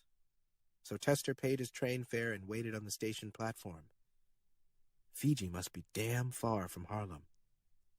He knew it was an island in some distant sea. Buckeye's story served as some last corroboration. The sleeping king was real. Dead, but dreaming. He took out his guitar because he needed to do something to distract his mind. He practiced the tune his father taught him 4 days ago. 4 days ago, his father had been alive to teach him this song. The one Irene taught Otis, and Otis passed on to him. Conjure music, Otis called it. As he began, he felt his father and mother were much closer to him, right there with him, as real as the chords on his guitar. For the first time in Tommy's life, he didn't play for the money. Didn't play so he could hustle. This was the first time in his life he ever played well. Don't you mind people grinning in your face, Tommy sang. Don't mind people grinning in your face. Few on the platform gave him their attention, another guitar man in Harlem being as unremarkable as the arc lights along the sidewalks. I said, bear this in mind. A true friend is hard to find. Don't you mind people grinning in your face. Until the end of the workday, Tommy played on the platform. His fingers never tired. His voice never gave out. Early evening, he boarded the train to Flatbush. Either he was humming to himself the whole way, or the air itself hummed around him. 9. Some people know things about the universe that nobody ought to know, and can do things that nobody ought to be able to do. Robert Suidam said this at 10:30. The party had been going for hours, but Suidam had yet to gather the group's attention. Instead, he'd welcomed Tester early, and then an hour later, the guests arrived, men and women and some in between, as varied a group as Suidam had promised. The party was held in the library. All his books had been cleared from the floor. In their place were banquet tables, high-backed chairs, serving carts with cut crystal bottles of liquor, not bootleg swill, and glasses to match. The room babbled with languages, English and Spanish, French and Arabic, Chinese and Hindi, Egyptian and Greek, patois and pidgin. But the only music came from Tester's guitar. Suidam set Tommy by the bank of tall windows. He played standing beside the great chair. He sang to himself and avoided the eyes of the other guests. Tester knew how to recognize a room full of roughnecks. This bunch qualified. Suidam had haunted waterfronts and back alleys to find this crew of cutthroats. The kind of place Tommy imagined the Victoria Society would be was what these criminals called home sweet home. Tester played and played. It was the same tune he'd been singing since morning. He warped and rearranged it, sang the words for a time, then hummed along for a while, and returned to the words again. You know they'll grin in your face, Tester sang softly. They'll jump you up and down. Just as soon as your back is turned, they'll be trying to crush you down. His playing was interrupted only once. Robert Suidam came close and raised one hand to stop Tester's strumming. He leaned in until his mouth was an inch from the guitarist's ear. You're with me, then? Suidam asked. "I want to ask you before I address them. If I am Caesar, you are Octavius." Tester spoke, though his voice strained from all the singing, the words coming out a hoarse whisper. "To the end of this world," Tester said. "I'm with you." Robert Suidam stepped back and watched Tester's face solemnly. Tester couldn't be sure what expression his own face held. Had he said the right thing? He spoke the truth. It would have to do. Finally, Robert Suidam turned away, grinning to the crowd, and he slapped the top of the great chair forcefully. The men and women in the room became silent. When he sat in the great chair, the guests found places at the banquet tables. Suidam flicked his hand to send Tester away. No one allowed in the spotlight but him. Tommy wasn't sure where to go, so he walked to the far end of library and posted himself near the double doors. Then Robert Suidam leaned forward and spoke. "Some people know things about the universe that nobody ought to know, and can do things that nobody ought to be able to do," he said. "I am one of those few. Let me show you." Suidam turned to the tall windows. Night out now, and the lights of the bright library turned the panes into a screen, just as they had before. Tester watched the crowd of 50 gangsters. He wished to see their reactions as Suidam's magic played. "Your people are forced to live in mazes of hybrid squalor," Suidam began. "But what if that could change?" The image in the windows turned a deep green, the color of the sea as seen from the sky. So they were outside now? Suidam could do it just that fast? Tester lifted his hands and played, hardly touching the strings, no singing. Suidam looked up and seemed pleased. He played the conjure music, quietly. The crowd of rowdies never looked away from the windows, but the music and Suidam's words worked together, an even stronger spell. All the old man said 3 nights ago was repeated. The sleeping king, the end of this current order, its civilization of subjugation, the end of man and all his follies, extermination by indifference. When the sleeping king awakes, he will reward us with dominion of this world. We will live in the shadow of his grace, and all your enemies will be crushed into dust. He will reward us, the old man repeated, shouting now, and your enemies will be crushed. They shouted back. They clapped each other on the shoulders, founding fathers of a new nation, or even better, a world now theirs to administer and control. I will guide you in this new world, Suidam called, standing and raising his hands, and in me you will finally find a righteous ruler. They stamped and knocked over their chairs. They toasted Robert Suidam's reign. But Tommy Tester couldn't celebrate such a thing. Maybe yesterday the promise of a reward in this new world could have tempted Tommy, but today such a thing seemed worthless.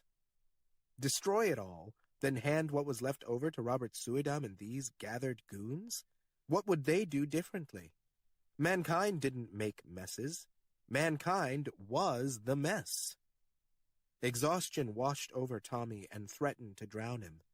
Thinking this way caused Tester to play a series of sour keys. Suidam noticed even if others didn't. He looked up at Tester sharply, but quickly his expression changed.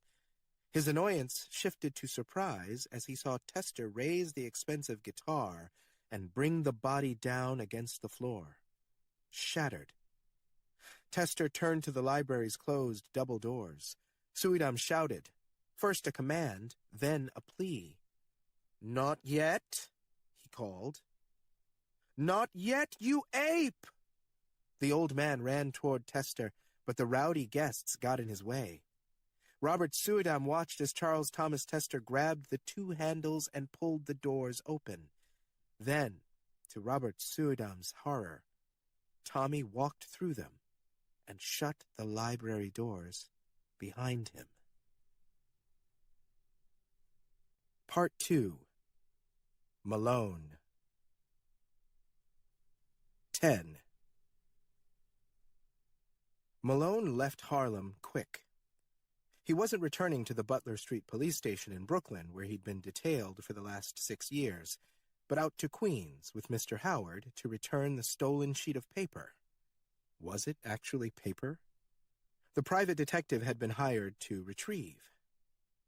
The two men watched the Negro guitarist stumble off after being informed of his father's death. Then Malone made a point of thanking the Harlem detectives who called him in one more time. They'd reached out to Malone as soon as they took Mr. Howard's statement. It was possible Mr. Howard dropped Malone's name and a handful of bills to make this phone call happen, but Malone made sure not to ask. Malone arrived and was shown all the courtesy of a fellow New York City detective.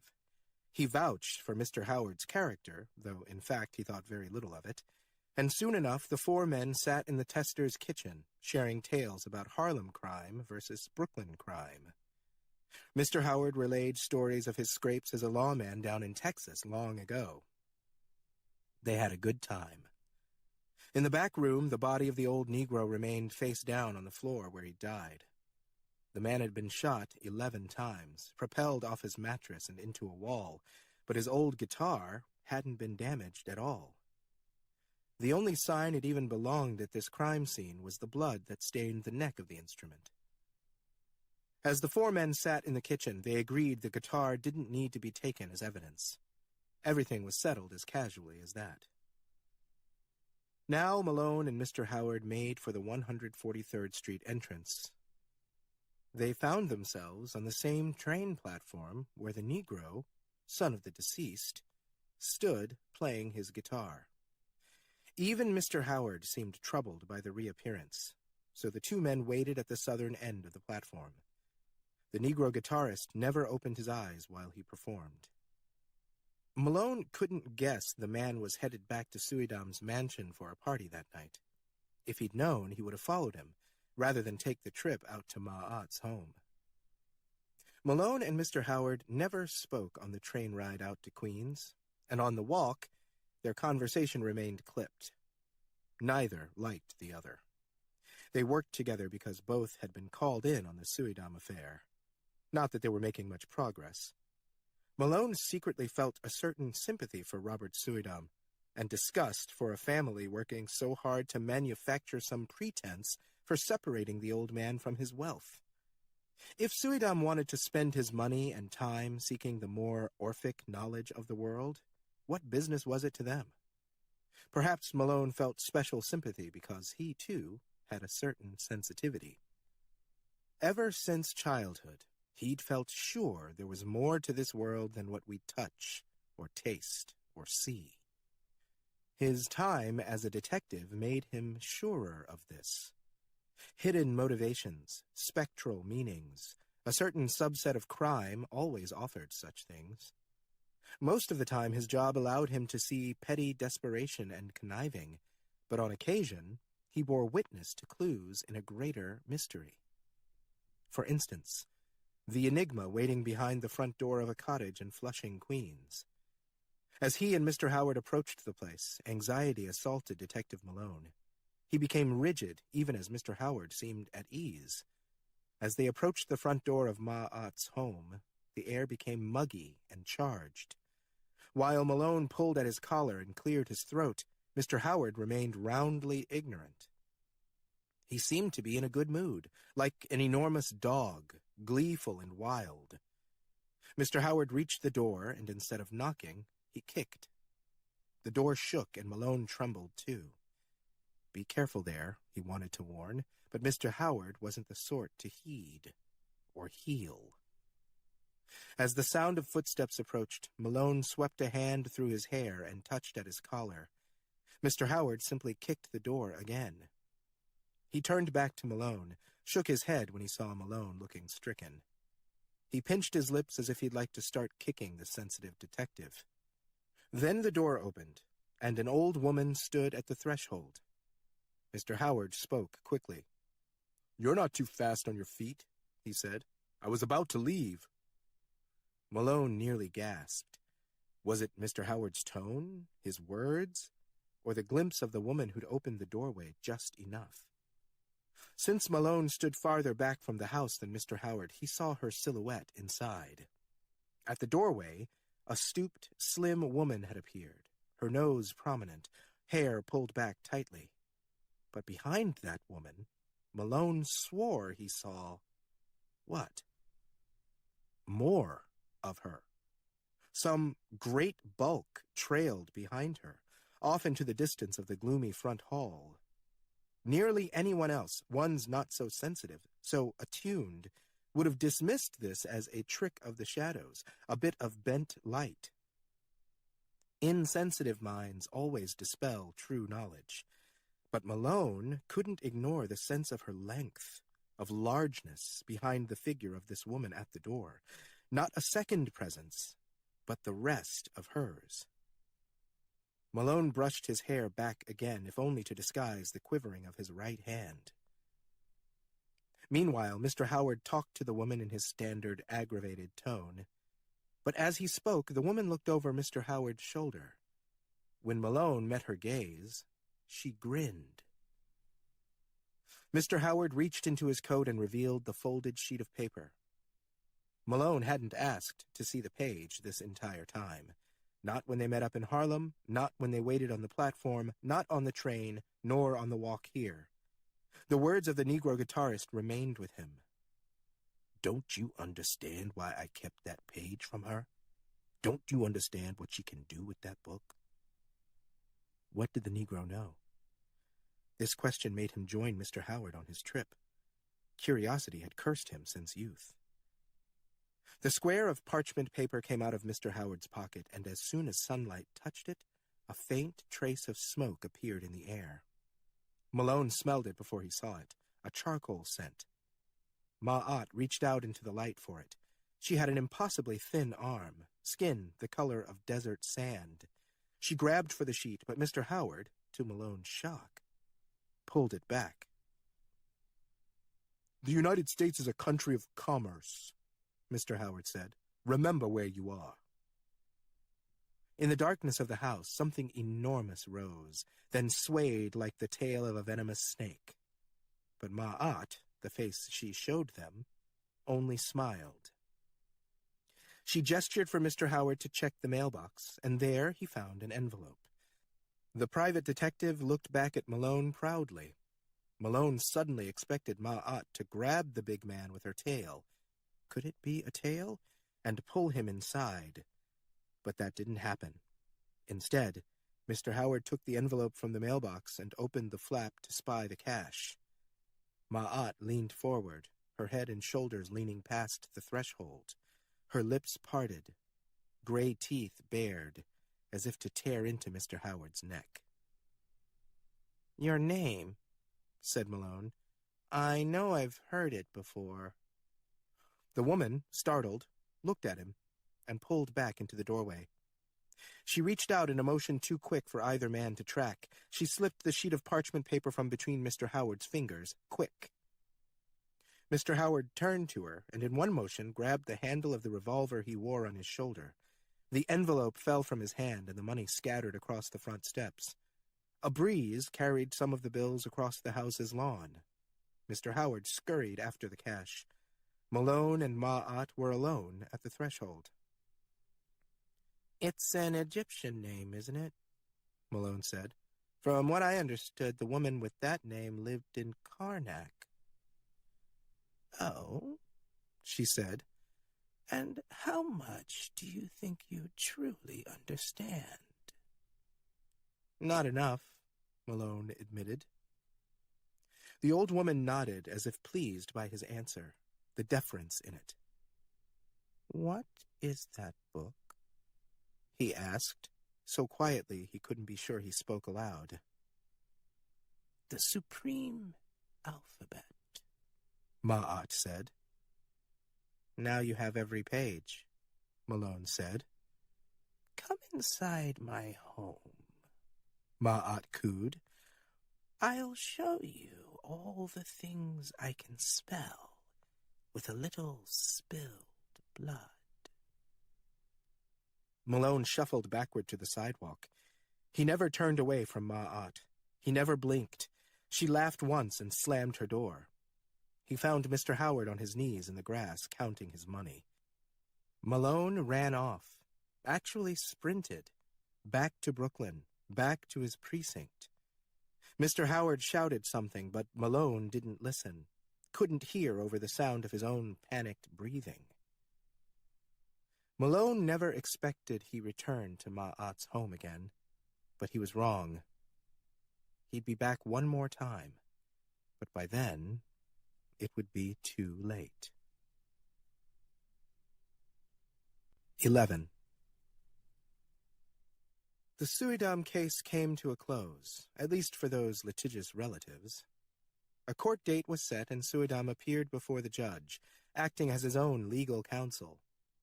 The lawyers of the extended family argued that Suidam had become erratic and senile, but Suidam explained he'd become engrossed in his education, the learning a man disdains in his 20s but yearns for in his 60s.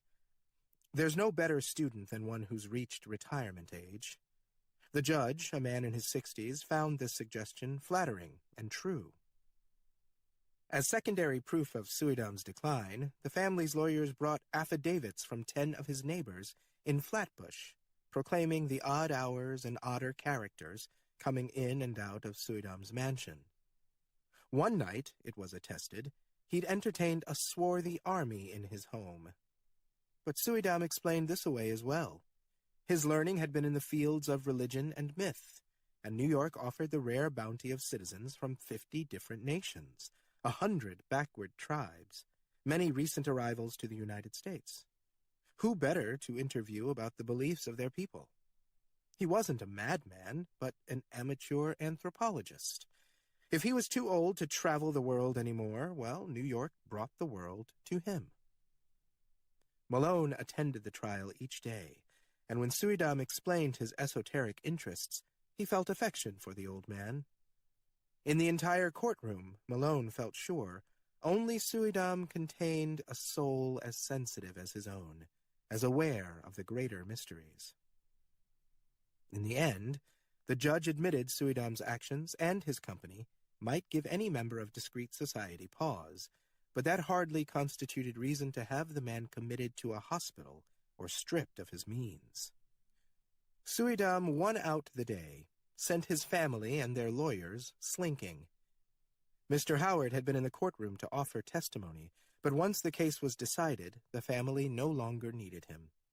He made plans to return to Texas. He and Malone shared no tearful goodbyes. A handshake was all, and good riddance. Malone's superiors returned him to regular duties in Brooklyn, and it was this return to his usual routine that, oddly, brought Malone back into contact with Robert Suidam. It had to, with Malone's work on the illegal immigrant beat. The legal immigrants of Europe, German and English, Scottish and Italian, Jewish, French, Irish, Scandinavian, all were welcomed through the immigration center on Ellis Island. A number of Chinese were permitted through this channel as well. But what about the rest? Malone's beat in Brooklyn brought him through neighborhoods thick with Syrians and Persians, Africans too. How did they arrive in Brooklyn in such hordes? There were other, less famous ports for such immigrants, of course, but there was also a third channel, the illegal routes known only to human smugglers. Malone was concerned with this third path. It was his job, in fact. His superiors had him on the illegal immigrant beat before Suidam's case and returned him to it afterward.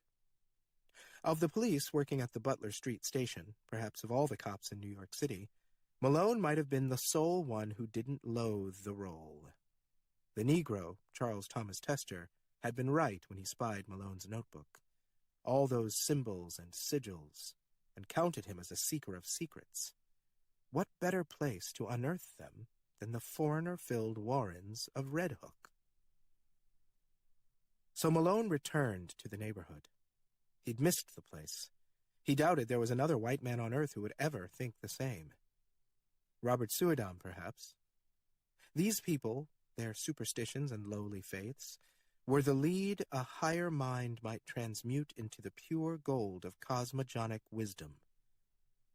When Malone strolled the streets of Red Hook, he often found himself the one white man in the whole neighborhood. They were used to him there, and in this way he became invisible. They spoke freely around him, if not always to him, and Malone's notepad filled with their lore. The denizens knew he was an NYPD detective as well, which brought him protection on even the grimmest block.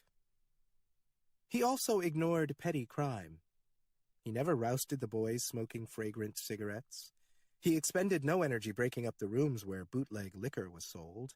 Why would it matter to him if the men and women in those rooms risked blindness or death for inebriation?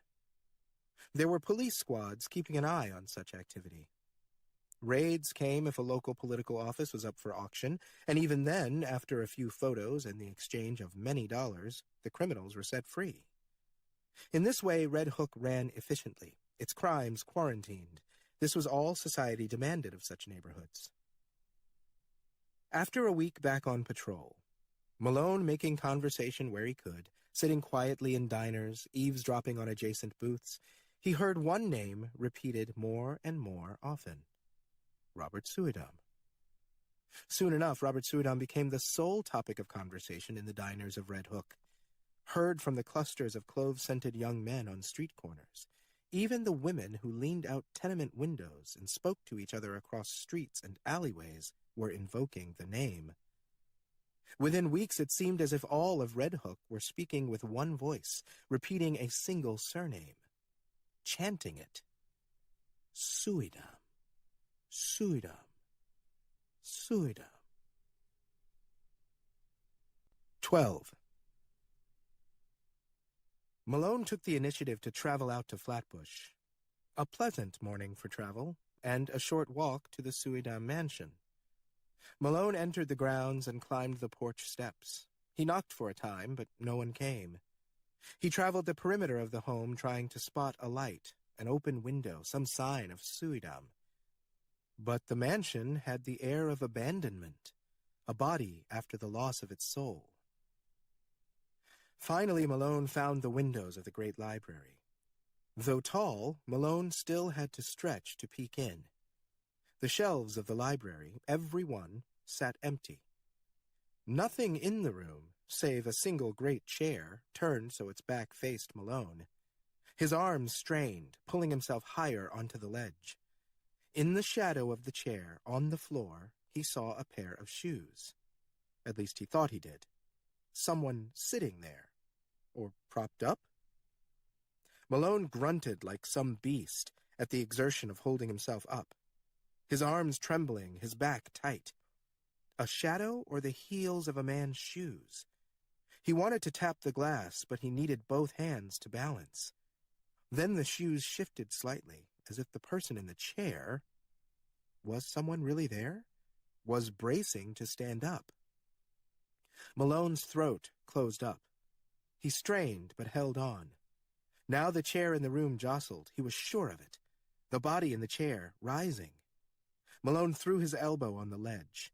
How could Robert Suidam not have heard Malone at the window? What proof did he have that it was Robert Suidam at all? Malone heard a man's voice, or really more of a vibration, rippling through the thick panes of glass. Malone couldn't decipher the words, but sensed a mounting rhythm, an incantation. Then, Detective Thomas F. Malone got grabbed. One powerful grip on the back of Malone's coat. He fell from the window and back onto the grass. A pair of very young men in uniform stood over him. One officer kicked Malone in the ribs. The other squatted, brought a knee down on Malone's chest, thrust a hand through Malone's pockets.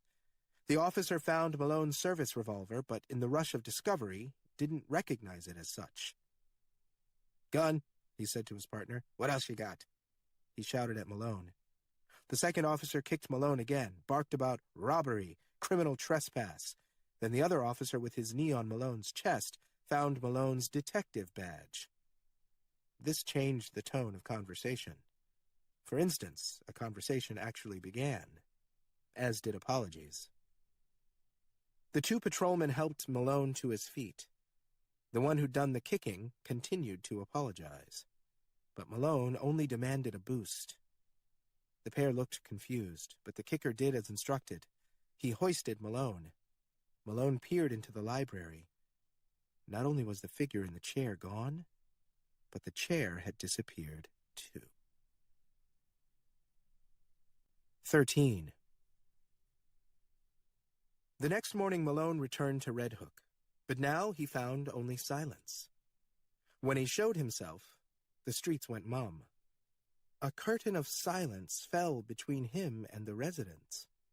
The young men on the corners huddled closer, opened their mouths only when it was their turn to inhale. The women hanging out their windows shut their lips when Malone passed. When he sat at a diner booth, the men, day-long regulars, paid their bills and fled. Seemed like all of Red Hook had been warned away from Malone. Was this because he'd snooped at Suidam's home? This meant Malone had to do something he detested. He had to consult the other police who worked Red Hook. Malone liked being a policeman, but he felt himself quite distinct from almost all the other cops. He'd tried, in his first 2 years on the job, to make friends with the other men, but they cackled when he broached the subjects that mattered most to him. Some even tried to have him thrown off the force. Poets should be dreamers, cops should be rough, that kind of thinking. And so Malone had retreated into himself, a kind of shut-in's existence, even as he attended roll call meetings and occasionally shared information with other officers for a case.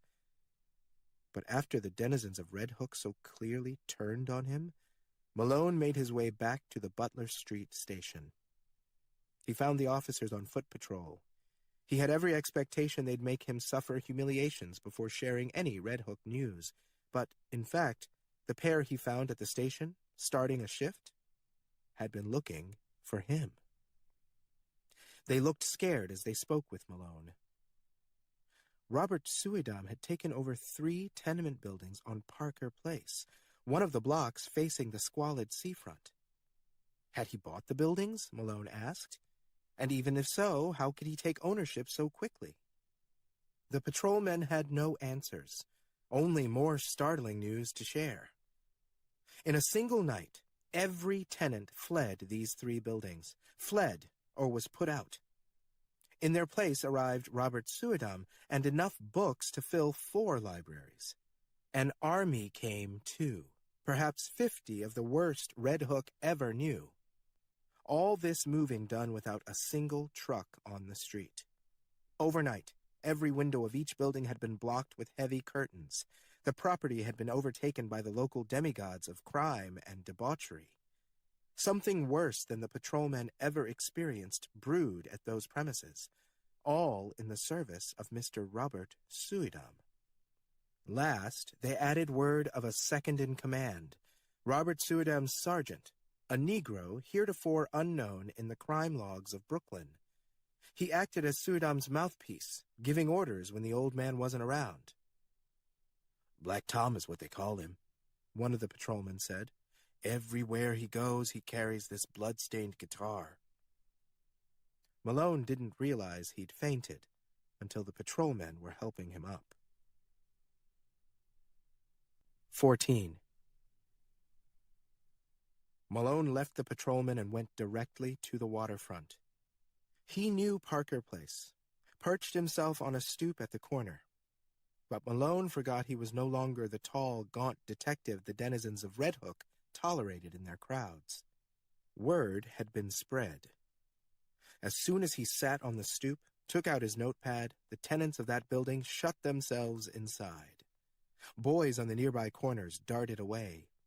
The locals evacuated in the time it took for him to take out his ink pen. Nothing could be more conspicuous around here than a lone white man perched on a stoop.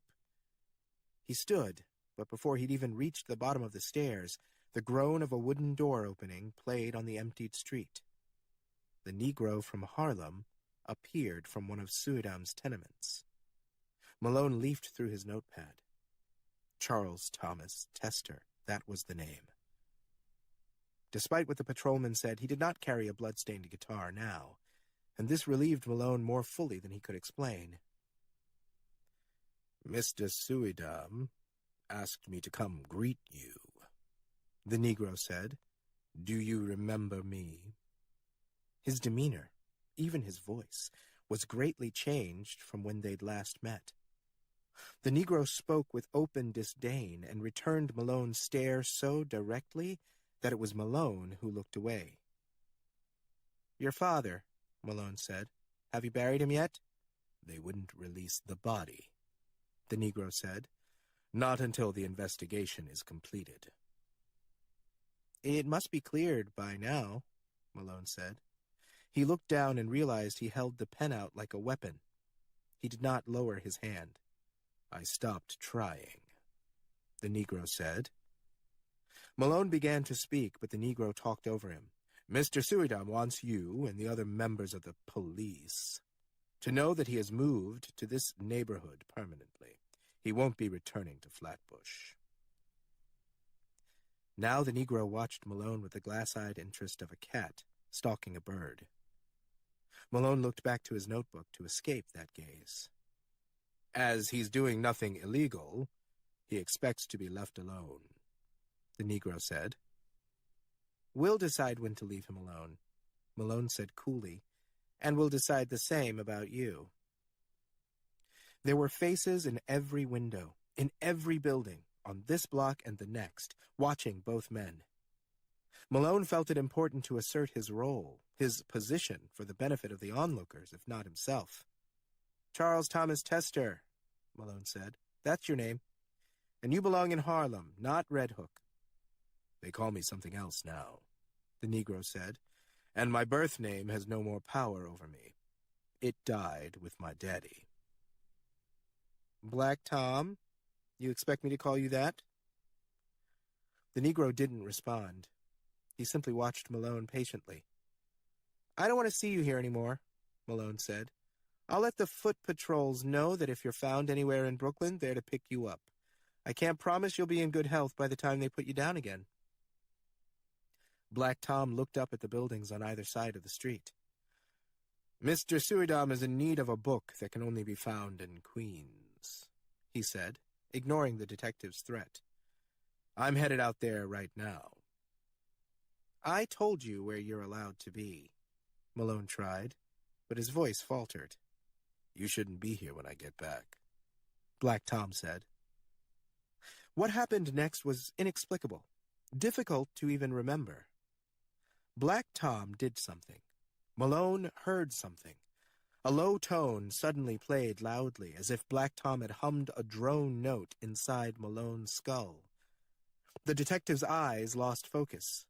Malone became dizzy from the sound, and he lost his footing. He fell onto the nearby stoop as if he'd been slapped. His stomach seized. He was about to throw up. Then a tremendous breeze sent Malone's hat off his head. The hat tumbled down Parker Place as if trying to escape. When Malone's eyes finally focused, he was alone on the street. Black Tom had disappeared. Malone tried to stand, but couldn't. He had to lower his head between his knees and breathe slowly for a count of 50. When he looked up again, a young woman hung out the third-floor window of the tenement across the street, watching Malone. "What happened?" Malone shouted. He could stand now, think. He clutched his head, patted his body, checking if he'd been shot or stabbed. He hadn't. His service revolver remained in his shoulder holster, though the metal felt warmer than it should. "What did you see?" Malone shouted at the young woman. She answered, but Malone didn't understand the language. The young woman continued, shouting, really, the words flowing faster but never becoming clear. Why hadn't he ever learned how to speak with these people? Malone ran from the block, sprinted back to the Butler Street station, stopping only to retrieve his hat. He commandeered a patrolman and a patrol car. Black Tom told him exactly where he was going, taunted him with the knowledge. Back to Queens for a special book. 15. When they reached Flushing, Malone leaned out the door of the Model T, 1 foot on the running board, even as the patrolman went top speed, 45 miles per hour. Malone kept one hand on his hat so it wouldn't fly off, the other on the door so he wouldn't fly out. But when they reached Ma'at's block, They found it impossible to continue farther in the patrol car. The streets and sidewalks were too crowded. The morning when they'd put up barricades on 144th Street, the hordes of Harlem had swarmed. Now, instead of black faces, he saw white faces, but the numbers were nearly the same. The patrolman beeped, shouted for folks to move, but it was like yelling at snow to shovel itself. Malone jumped from the car, pushed into the crowd, men and women bunched so closely together they seemed to be working against him. Malone shouted. He was a detective, but his voice had a desperate tone. And worse, it didn't matter to the crowd. They acted as if under a spell. What held their gaze? When he broke through the ring of gawkers, he had the urge to cover his eyes. Instead, he fell into a stupor, exactly like the rest of the crowd. How? He muttered. Only a week ago, he'd been at this address. He met Ma'at at the threshold of her home. Mr. Howard had been on his knees, counting his money, and now it seemed Ma'at was gone. Her entire cottage, too. The walls, the roof, the windows, the little mailbox that hung by the front door. Gone. The front lawn, too. All of it had been pulled up out of the ground like weeds. Nothing remained but the house's sewage and water pipes. They peeked out of the soil like a partially unearthed skeleton. The plot resembled an open grave. How? Malone said again, but nothing more. Malone scanned the area for debris. Perhaps the house exploded. No debris. The cottage had disappeared.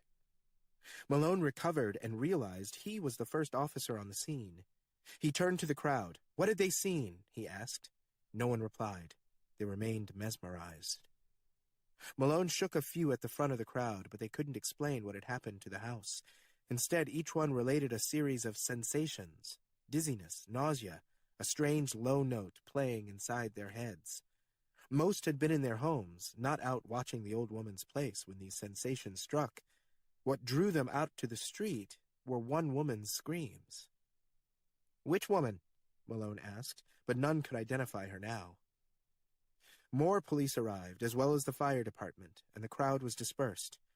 As people wandered, one woman approached Malone. It had been her who screamed. She saw the whole event. "A Negro walked into the house," she said. "I watched him from my window there." She pointed across the street. "I was concerned because we have 2 children. I want them to be safe." "Of course you do," Malone offered. "It's only right." The woman nodded. "He walked right up to the house, and the old woman let him in. That was surprising to me. You see, she's never been too sociable, not with anyone around here. But she let that sort in? My girl started crying in the kitchen, but I couldn't stop watching. I was so curious." She caught herself, looked to Malone again. "No answer you give will seem strange to me," he said. She looked to the empty plot. "That Negro came back out of the house with something in his hand. He tucked it into his coat. Then he walked back to the sidewalk, looked at the house, just watching it. Maybe he wasn't just watching.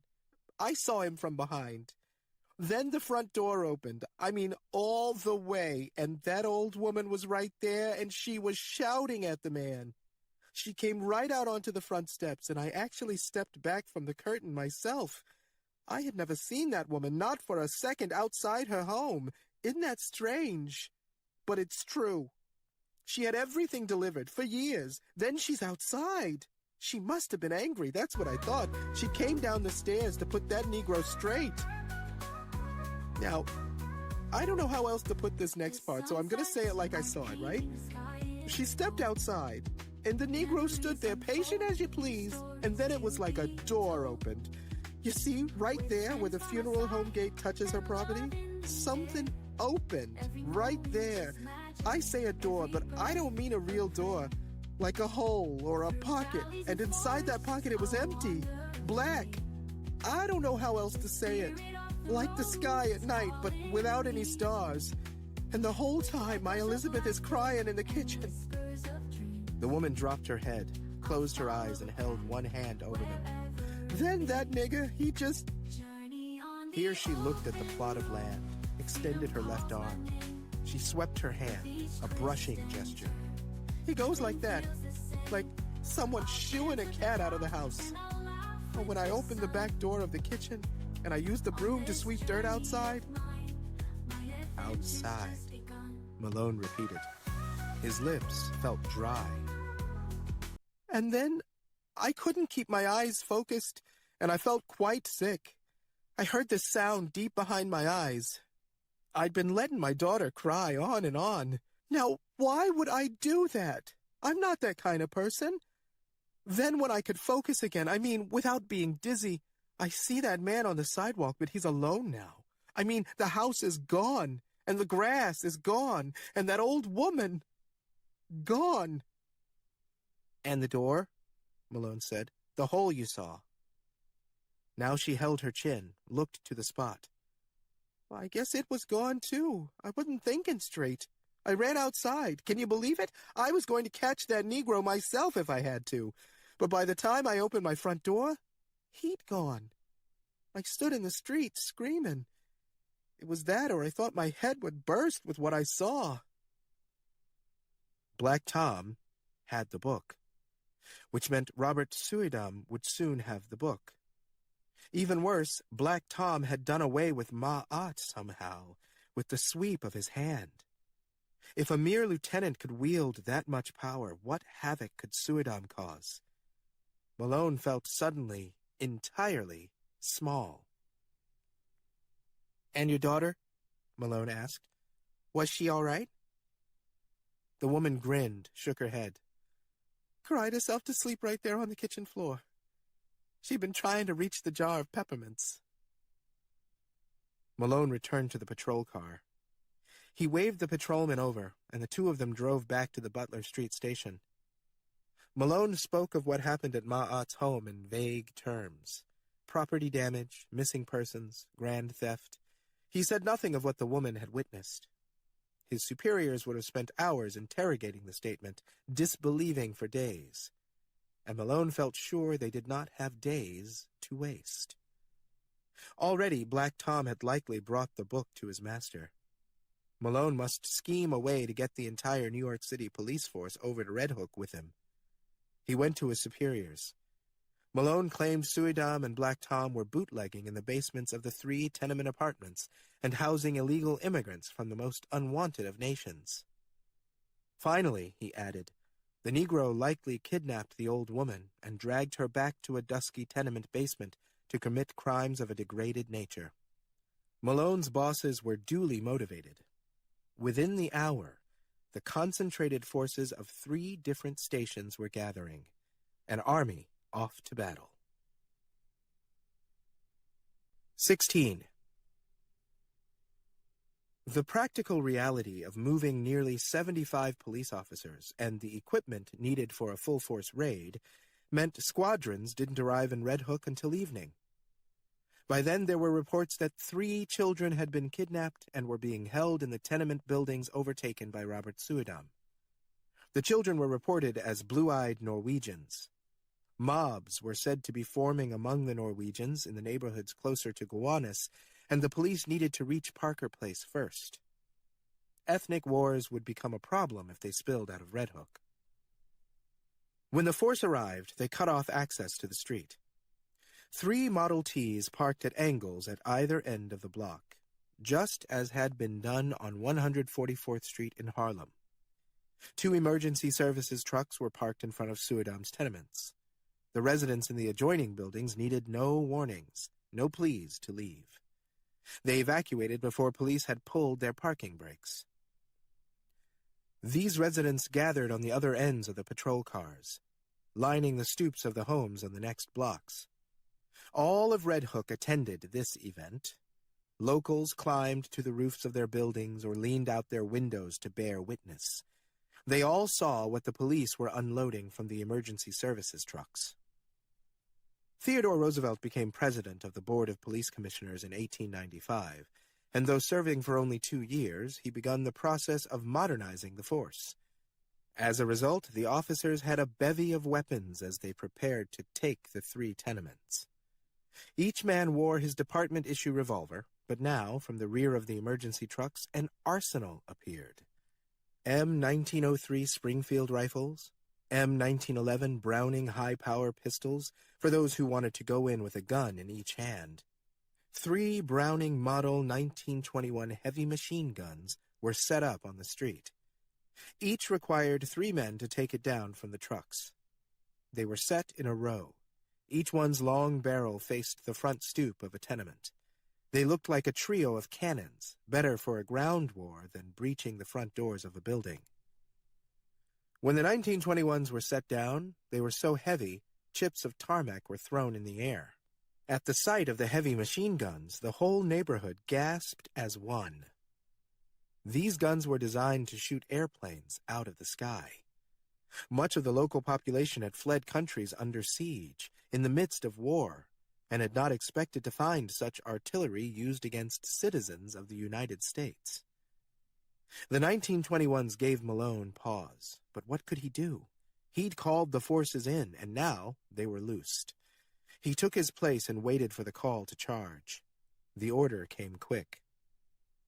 Malone watched the first wave of officers storm the tenement entrances. The windows of each building on every floor remained shaded and dark. Officers entered each building shouting, hoping to cause terror and surprise. In moments, the sounds of interior doors cracking open could be heard. The neighborhood watched the police work. Some looked curious, others sorrowful, but many were excited. The young men, in particular, thrilled at the violence. Boys cheered as the officers tore through the apartments, though the only side they were on was chaos. Soon the sun set, and then it was night. Malone finally took the stairs of the leftmost tenement, the one he'd seen Black Tom exit from that morning. While other police searched for illegal immigrants and kidnapped white babies, Malone went to find Robert Suidam. Up the stoop and into the lobby went the detective. He watched as officers ascended to the higher floors of this tenement, while others milled in the lobby, applying handcuffs to sundry swarthy men who were being cleared from each apartment above. But it instantly struck Malone as strange when not an officer here opened or even noticed a door in the far corner of the lobby. It was as if they couldn't see it there. Malone approached the door, and upon inspection he could trace, faintly, a letter written on the door. An O. The letter appeared to be little more than dust, but when he tried to wipe it away, the shape refused removal. Even when he scraped with his thumbnail to try breaking the circle, the O was not to be disturbed. "Cipher," he said quietly. 15th letter of the supreme alphabet. Malone looked to the other cops, but their backs were turned to him. They didn't even understand they had done it, the letter working as a sigil, influencing them to turn away. They reloaded their weapons, called up to the men on the upper floors, held fast to their prisoners. Malone could have shouted to them, but they wouldn't hear him. If Malone hadn't spent his life in study of such things, it was likely he wouldn't have seen the sign either. Malone tried the door. It wasn't locked. Why would it be? No one but Malone could detect it. Feeling anxious, he pulled out his revolver. When he opened the door, he nearly shrieked with shock. Black Tom stood on the other side of the door, but behind the Negro, it was Robert Suidam's home. Though Malone had only seen the library from the outside, through the grand windows, he recognized the walls with inset shelving. When he'd peeked this morning, those shelves were empty, but now they were quite full. Black Tom returned Malone's amazed gaze. He looked immeasurably younger, or more innocent, there in the doorway. He held a guitar in one hand, not blood-stained. Malone felt so overwhelmed that by instinct he began to pull his trigger, but before he fired, Robert Suidam ran into view and slammed the door shut from within. Malone took his finger off the trigger, then looked back to the other cops in the lobby. Even this hadn't stirred their interest. Powerful magic at play. He grabbed the handle of the door once again. He stepped to the side so he couldn't be directly in the path if something strange greeted him again. But this time, he found only a dark stairwell leading down into the basement. Malone slipped his revolver back into his holster. He entered, and a rush of heated air came at him like a great beast's breath. The stench of river water made his face burn. He stood at the top of the basement stairs and squeezed the door handle. Turn around and get out. That was all he had to do. "Don't hide your eyes now," Robert Suidam called from the basement.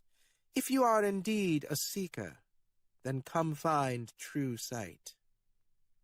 These words played at Malone like a taunt, and he closed the door behind him. When he touched the bottom stair, Malone reached inside his coat. One pocket held his revolver, the other his notebook of arcane learning. Malone wasn't sure which he'd meant to retrieve, which offered greater protection in this space. He chose the notebook this time. The tenement's basement had been expanded. Walls torn through from this building to the next. Rubble remained in piles on the ground, half a dozen sledgehammers in a corner. The basements of all three tenements had been broken through, so now they formed a single grand space. Kerosene lamps stood on the ground at intervals, offering Malone a dim impression of the great room. Hadn't Suidam and his people moved in not even 2 days ago? This was the work of many men over many months. The magnitude of the labor alone made him shudder. He did see one item he recognized. A great chair sat at the farthest end of the basement chamber. Not 12 hours ago, that chair had been in the library of Robert Suidam's mansion. The chair was turned so its back faced Malone, and even from this distance, he could see it was elevated somehow, maybe on a mound of dirt, so it resembled a high altar. The basement became a twisted tabernacle, church of a corrupted god. In the middle distance, a shape moved out of the shadows. A man. The detective hadn't seen this man since his appearances in court, and now here he was, hands in the pockets of the same waistcoat he'd worn to argue his mental capacities. "Robert Suidam," Malone said. He gazed at Malone, but in the semi-dark, his expression remained unreadable. Then Suidam turned, speaking to someone still hidden in the shadows. Finally, Suidam raised his hand, beckoning Malone closer. Even now, Malone had the chance to escape, but he spied words written on the basement wall nearest him, painted, as if with a broad brush, in black paint. The paint dripped, so only some of the words remained legible. Malone found his pen, opened his notebook, and transcribed what he could. Gorgo, Mormo, thousand-faced moon. There was much more, but in this poor light, Malone couldn't read it all. "I can explain, if you like," Robert Suidam said. He'd moved closer, so quietly, stood close enough to touch Malone's arm, or cut his throat. The smell of river water came strongly, the soiled odor of muck. Malone looked down to see if the basement had flooded at some point, but the ground remained dry. Suidam himself carried the scent, not on his clothes, but from within. The old man breathed, and a wave of river rot reached Malone. From here, Malone could make out Robert Suidam's features more clearly, in particular his eyes, which bore a weakened light, as if the man had aged 100 years since Malone watched him stand before that judge. Suidam reached for Malone's arm, but the touch was strange. Instead of holding Malone tight, Suidam almost shoved the man away. "I'm all done in there, sir." Black Tom. He stepped out from the middle distance, holding a bucket in one hand and in the other a horsehair brush. The brush dripped with dark paint. "I've done it as you ordered," Black Tom said, spelled out a welcome.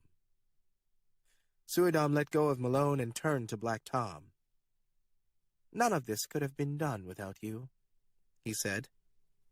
"I only serve," Black Tom said quietly. The smell of the bucket reached Malone, an overpowering odor of wet metal. The bucket was filled with blood. The words on the walls painted with it.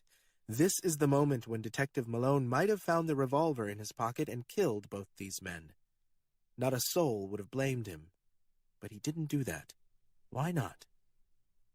Robert Suidam grinned. "You want to see what more there is." Malone nodded once, almost ashamed. "Yes, I do." Robert Suidam sighed. "It is the way of men like us. We must know, even if it dooms us." Then he turned and bumped into Black Tom, who'd been hovering close behind. Black Tom dropped the bucket. It clanged when it landed. The remaining blood splashed out, leaving a stain across the basement floor. The empty bucket rolled over twice. Black Tom ran after it. In that moment, Robert Suidam grasped Malone again at the elbow. Black Tom squatted, the horsehair brush still in one hand. He turned the bucket over. "It's all gone, sir," Black Tom said. "Oh, yes?" Suidam answered, and his voice broke. "But I was nearly finished anyway," Black Tom said, then added, "Sir." Suidam let go of Malone and dropped his head. "Then, I suppose it doesn't matter." "I suppose not," Black Tom agreed. "No, sir." Suidam raised one hand, gesturing for Black Tom to step aside. Malone and the old man walked together, farther along the basement. More words on the walls. Malone read some of them aloud. Justice, Queen, Born, Self. Now Suidam spoke the next two words. Wisdom, Unknown. "The supreme alphabet," Malone said. "Almost," Suidam answered. "One last letter is all that's left. And then—" The old man's voice sounded weary, where Malone would have expected him to be rapturous. From the street, as if from a distance of miles, Malone heard the shouts of his officers, then the unmistakable reports of gunfire, pistols first, and then rifles. "It's beginning, sir," Black Tom said. His voice, in contrast to his master's, rippled with glee. Malone watched Black Tom. When he turned his gaze back to Robert Suidam, the old man stared at the detective balefully. The sounds of gunfire on the street escalated. Onlookers howled and screamed. "You should see the rest before all this is over," Black Tom said. "Go over by that chair." Then Black Tom pushed Malone toward the great chair at the far end of the great room. Malone didn't argue or take offense. He moved forward, eagerly. Malone moved toward the great chair. His legs became stiffer, his feet heavier, and his mind swam as if through a murky pool. Was this merely fear and curiosity, or had the atmosphere actually changed as he moved farther through the room? Behind him, Robert Suidam spoke, but the words were difficult for Malone to hear. "The Sleeping King!" Was that what Robert Suidam had shouted? From the street, the sounds of heavy machine guns shredded the air. Not one, not two, but all three 1921s, all at once. Malone couldn't be sure he'd heard anyone shooting from within the tenements. But why else would the police open fire? How long would these tenement buildings stand up to a trio of anti-aircraft guns? A cataclysm was happening on Parker Place, and below ground the air here smelled of sewage and smoke and the threat of divination. "He waits outside," Robert Suidam shouted. "Not a distance of miles, but dimensions. The Sleeping King rests on the other side of the door. He will be roused by a man of unwavering intent." "I suppose that's you," Malone shouted as he approached the chair. A figure sat in it. Suddenly, a great wind picked up in the basement, as if a window had been thrown open during a hurricane. Malone reached the chair and grabbed at it to steady himself. A figure in the chair, for sure, someone big. Was this the sleeping king? The room filled with a flickering light, and Malone turned to face the source. When it flashed, every corner of the chamber became visible, every shadow dispelled. Malone looked back to see Robert Suidam and his servant Black Tom in the middle of the basement, and behind them, a pocket opened. A door. He no longer saw the basement stairs leading up to sidewalk level. There was, instead, a great bubble of darkness that was not pure darkness. Through this door he peered into the depths of a fathomless sea, and in that sea, the outline of something enormous, impossible to reconcile with his rational mind. "I tried to warn you," Robert Suidam shouted. "This plotting pirate means murder. The Black Pharaoh is here." The heavy machine gun fire continued on street level, 1,000 rounds, maybe more. The ceiling of the basement fragmented. Dust fell. The police were tearing the building down with their Browning 1921s. Not enough to arrest the men inside. The tenements themselves were being razed. Malone clung to the great chair as though it was a dinghy in a storm-tossed sea. The seated figure, still in shadows, troubled him less than what he saw next. Black Tom raised a hand in the air, and something silver caught the light. He pulled a razor across Robert Suidam's neck. Black Tom cut the old man's throat. Suidam collapsed, screaming. Malone hadn't realized a man could scream with his throat slit, but now he knew it was possible. Behind this murderous scene, the great door continued to open. The deep hole in existence expanded. Malone moved around the side of the great chair. He dropped his notepad and fumbled for his revolver. He went down on a knee and looked at the profile of the figure in the chair. He knew this man. He almost choked on his words. "Mr. Howard," he whispered. The private detective sat in the great chair. Even in death he wore an expression of anguish. The top of Mr. Howard's head had been torn off. Mr. Howard had been scalped. The skin near the top had curled and slipped. Malone shivered at the gray horror of exposed skull. Malone's hand found the revolver in its shoulder holster. Black Tom stood over Robert Suidam. The razor was still in his right hand, but he raised the left where he clutched the item Malone had taken for a horsehair brush. "I had to be resourceful," Black Tom shouted. "Mr. Howard proved quite useful when it came time to paint. At least a part of him did." Malone steadied himself and gave a quick pat to Mr. Howard's knee. A death like this was not deserved by any man. Malone rose to his feet. Black Tom moved closer to the great chair. Malone willed his hand to bring out the pistol. Above their heads, plaster crumbled and fell. Robert Suidam, meanwhile, had yet to die. Gone to his knees, stooped forward, clutching his cut throat as his essence spilled between his fingers. He howled in bewilderment more than pain. "Even now he can't imagine he won't triumph," Black Tom said, gesturing to Suidam. The Negro held the razor loosely, a casual killer now. His fingers were slick with blood. He looked at the ceiling. "They'll bring this place down on top of both of you." "Us," Malone said, hand still inside his coat. "Down on all three of us." The portal remained open, and despite himself, some part of Malone reveled at the sight. His eyes adjusted. He was looking upon a city, lost to the ages, at the bottom of the sea. And in the midst of this decaying metropolis he saw a figure as large as a mountain range. "Listen now," Black Tom said, pointing up at the ceiling, the maelstrom of gunfire and shouting on the street. "This is a song my mother and father never taught me. It's one all my own." The heavy machine guns continued to rattle. How much more ammunition could they have left? The screams of the locals combined as if it were a single instrument playing alongside the 1921s. And Robert Suidam, the poor devil, continued to live. He shrieked and his blood showered through his clutched hands. Each of these sounds were layered, one on top of the other, one with the other.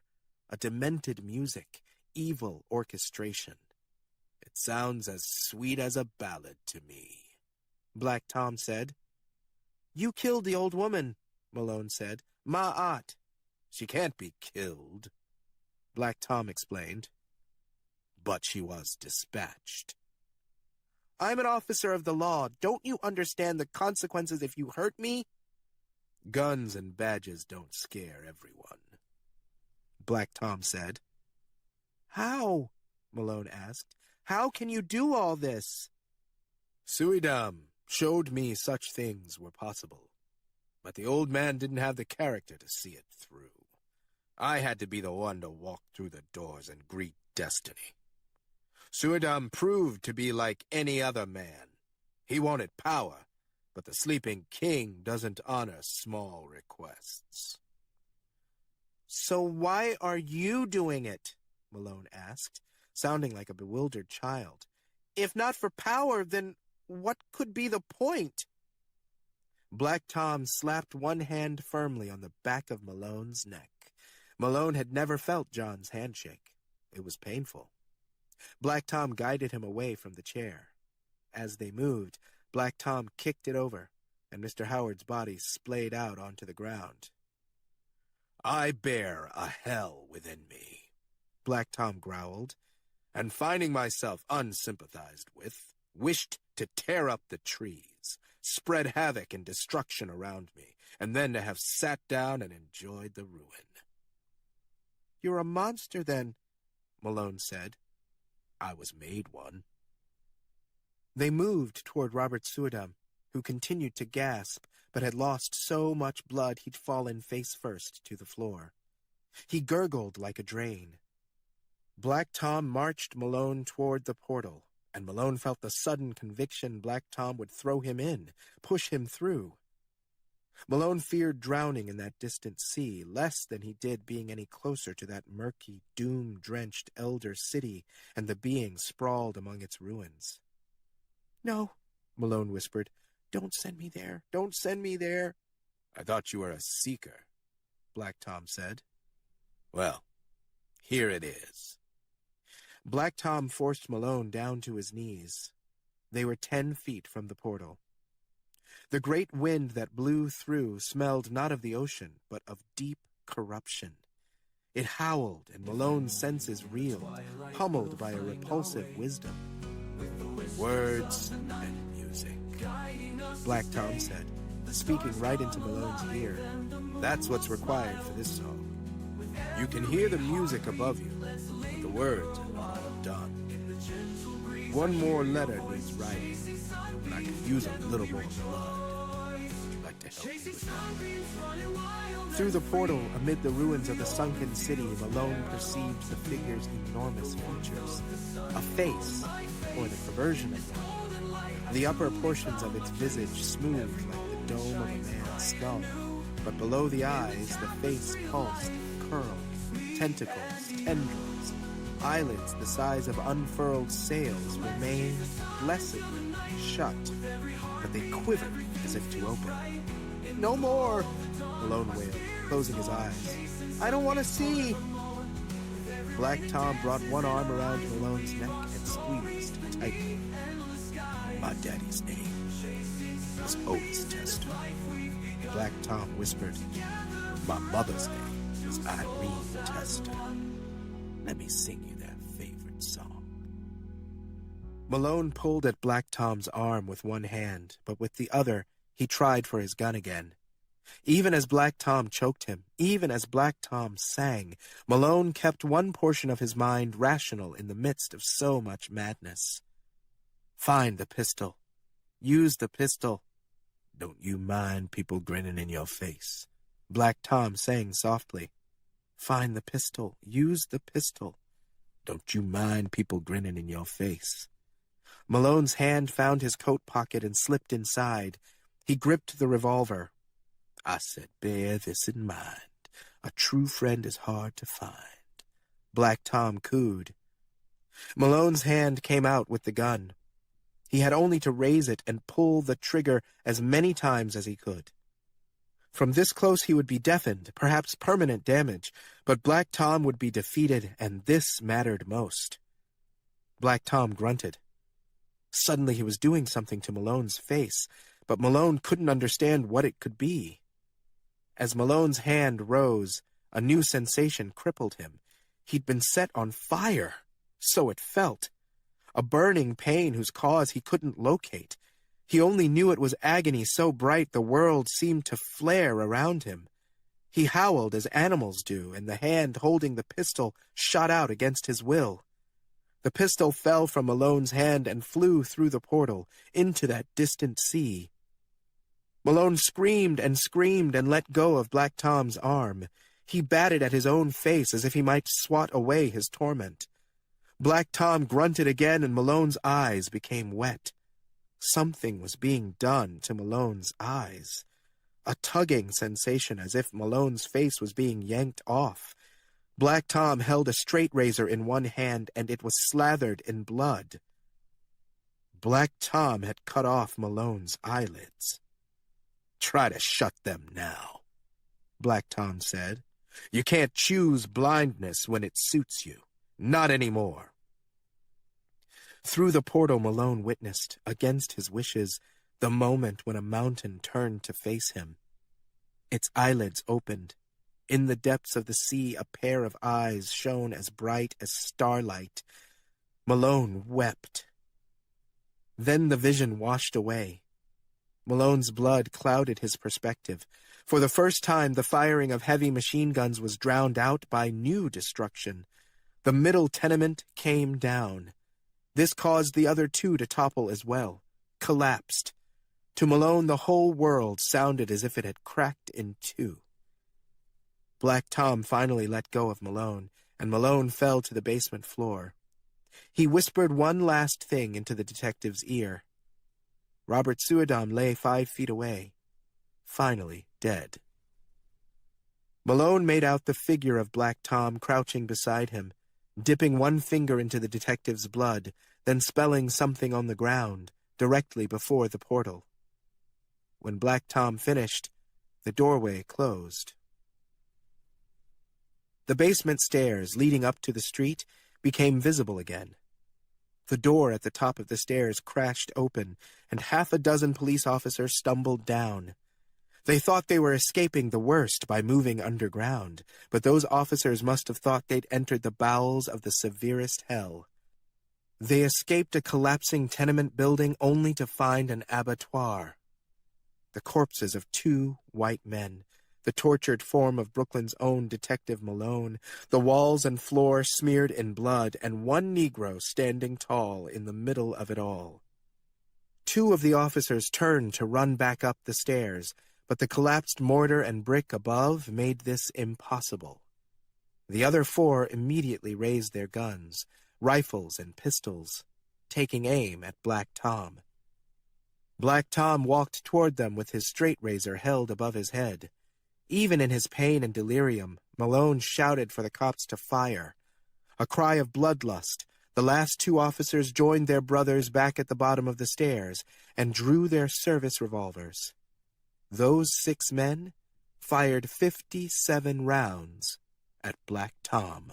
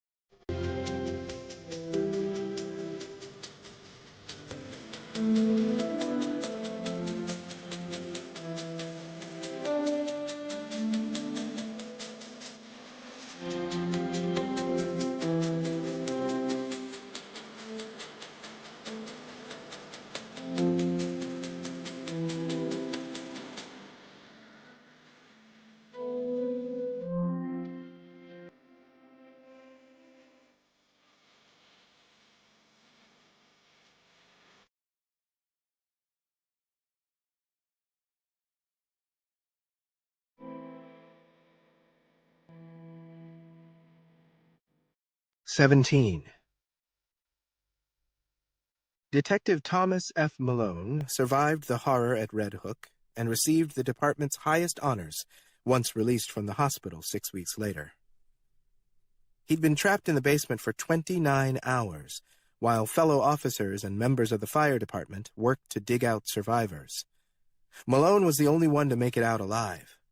The list of the dead removed from the basement was Mr. Robert Suidam, Mr. Irvin Howard, and 6 patrolmen from the New York City Police Department. Every single body suggested death came at the blade of a sharp instrument, but no matter how closely the basement was inspected, such a weapon was never found. While in the hospital, Malone was visited by, among others, the president of the Board of Police Commissioners, the chief of staff, and 4 different deputy commissioners. Mayor Hyland came to speak with Malone, as did Archbishop Patrick Joseph Hayes. A few members of the public wrote to Malone with questions that baffled the president of the Board of Police Commissioners. He vetted all such correspondence and sent none of it on to Malone. A man originally from Rhode Island, but now living in Brooklyn with his wife, proved so persistent a pair of officers was sent to the man's place to make clear he wasn't welcome in New York. Perhaps his constitution was better suited to Providence. The man left the city soon afterward, never to return. Members of the press did all they could to infiltrate Malone's room, but the mayor had him in a private wing at New York Methodist Hospital for fear Malone might tell the press anything strange. It was feared he'd spin his outlandish story, clearly the result of horrific shock, but also they didn't want him photographed. The hideous image of a detective without eyelids would be the front-page story seen round the world. The raid on Parker Place had generated positive write-ups thus far. Nearly 50 criminals apprehended, half of them illegal immigrants to this country. Those 25 would be shipped off, the other half incarcerated for an extended time. The collapse of the tenement buildings was attributed to a storehouse of explosives those criminals were stockpiling. Last, the 3 blue-eyed Norwegian babies were never discovered on the premises. Locals attributed the rumors of abduction to the swamp gas of European anxiety known to flare up within a neighborhood's proximity to Red Hook. Malone healed as best he could, and, with time, came to understand he must leave the police force. He couldn't imagine entering another building, another urban block, without collapsing to the ground, shivering with fear. His superiors couldn't imagine anyone ever trusting a police officer with such a vivid facial deformity. The specialists at New York Methodist designed a set of goggles that Malone would have to wear for the rest of his life. He was given a solution with which to douse his eyes throughout the day, lest they lose their moisture and he suffer pain and, potentially, blindness. The first pair of goggles was clear, but this only created a magnifying effect when Malone wore them. A second pair was fashioned out of darker glass, and this was deemed acceptable.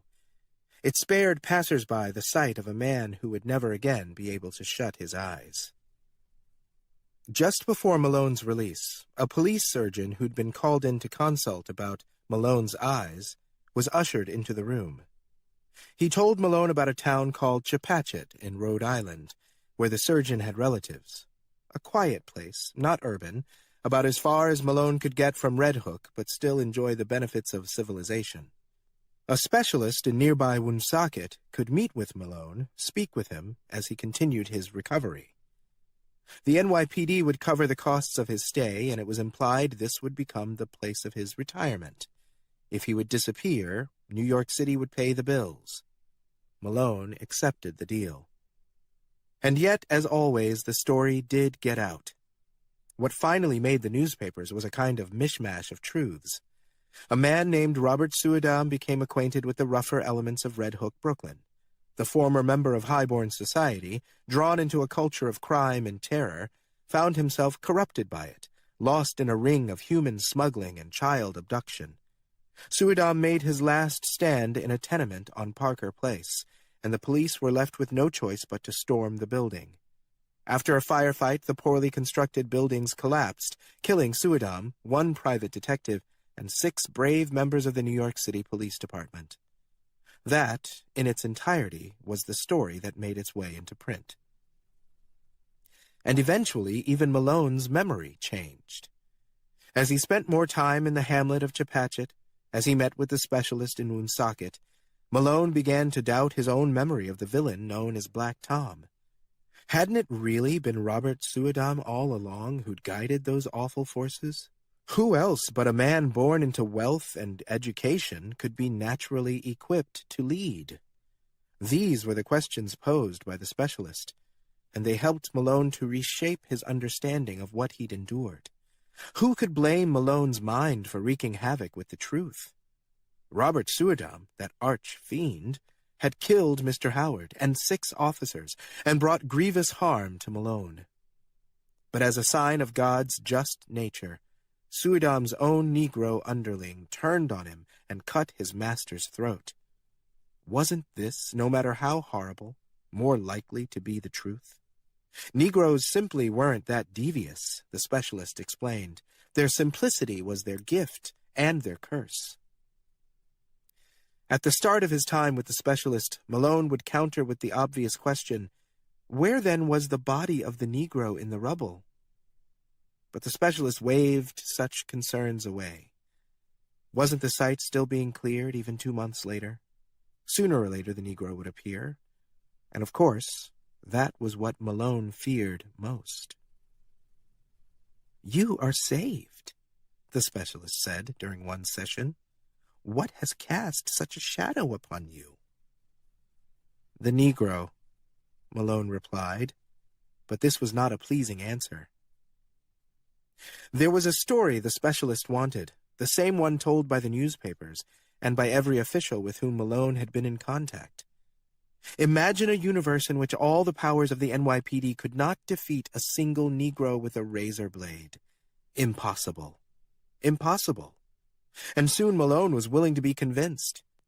He began to half-remember odd dream states, wherein he went down into the basement in Red Hook and found a portal to some hellish other world, and there he saw all manner of evil, but not a sleeping king, not a sleeping king. Robert Suidam was there in the dream, and there was a golden-carved pedestal, and wild chaos ensued, and somehow Malone was spared. The specialist seemed pleased by this narrative, much more palatable. He assured officials in the NYPD and the mayor's office that Malone was making great progress. Malone settled into his life in Chepachet and slowly rediscovered his interest in the arcane and profound. A handful of items had been shipped to him from the police department, the last effects from his desk at the Butler Street station, and one item from the basement at Parker Place. His notepad. When Malone held the pad, it was like the first lightning kiss after a long time away from one's true love. Dust still coated the cover, and the book smelled, faintly, of river water. Looking through the pages, Malone felt some older, more certain part of himself growing stronger. But then, on the very last page, he saw the words he'd scribbled that day in Red Hook. Gorgo, Mormo, thousand-faced moon. But this wasn't what made him falter. Instead, it was a series of words transcribed in the order he'd read them. The supreme alphabet. "One more letter needs writing, but I could use a little more blood. Would you like to help me with that?" Malone squeezed the notepad tightly, an involuntary spasm, and he was transported back to Parker Place, his eyes bleeding and his face burning, and the Negro stooped over him. He whispered something in Malone's ear, then he dipped his finger in blood and moved it on the ground. The supreme alphabet spelled out in gore. Malone could almost see the last letter, actually 3 short words, scrawled on the basement floor. The same words had been on the covers of the book Charles Thomas Tester brought to Ma'at long ago. Even as he became nauseated from the memory, he found himself turning his head, inching his right ear forward, as if to hear the last words Black Tom ever spoke. What was it? Only one line, but there in the little cabin in Rhode Island, where he'd made his new home, the words would not come to him.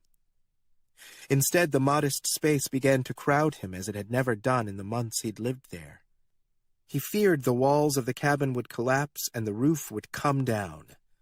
Along the wall he saw the 6 officers, lined up as they'd been on the stairwell when they'd fired on Black Tom, the way they'd dropped their guns and clutched at their ears after the tremendous echo of their gunfire. And then Black Tom appeared at the top of the stairs, as if he'd just stepped in from outside, and moved down the line behind them, cutting each man's throat in turn, all too confused to realize they'd been murdered. And right afterward, at the bottom of those steps, Black Tom made the strange but now familiar sound. A long, low tone, and a blast of fetid air coursed through the basement. He didn't even need the protection of Robert Suidam's library in order to move through time and dimension. He'd become a star traveler in no need of a ship. Then Black Tom, the former Charles Thomas Tester, walked through the portal he went out. All this returned to Malone there in the cabin, and he couldn't stay inside. He ran out, but still felt unguarded. He walked down the Chepachet Road, out of the hamlet, to the nearby village of Pasco, slightly more urban with its tiny downtown, a handful of taller buildings.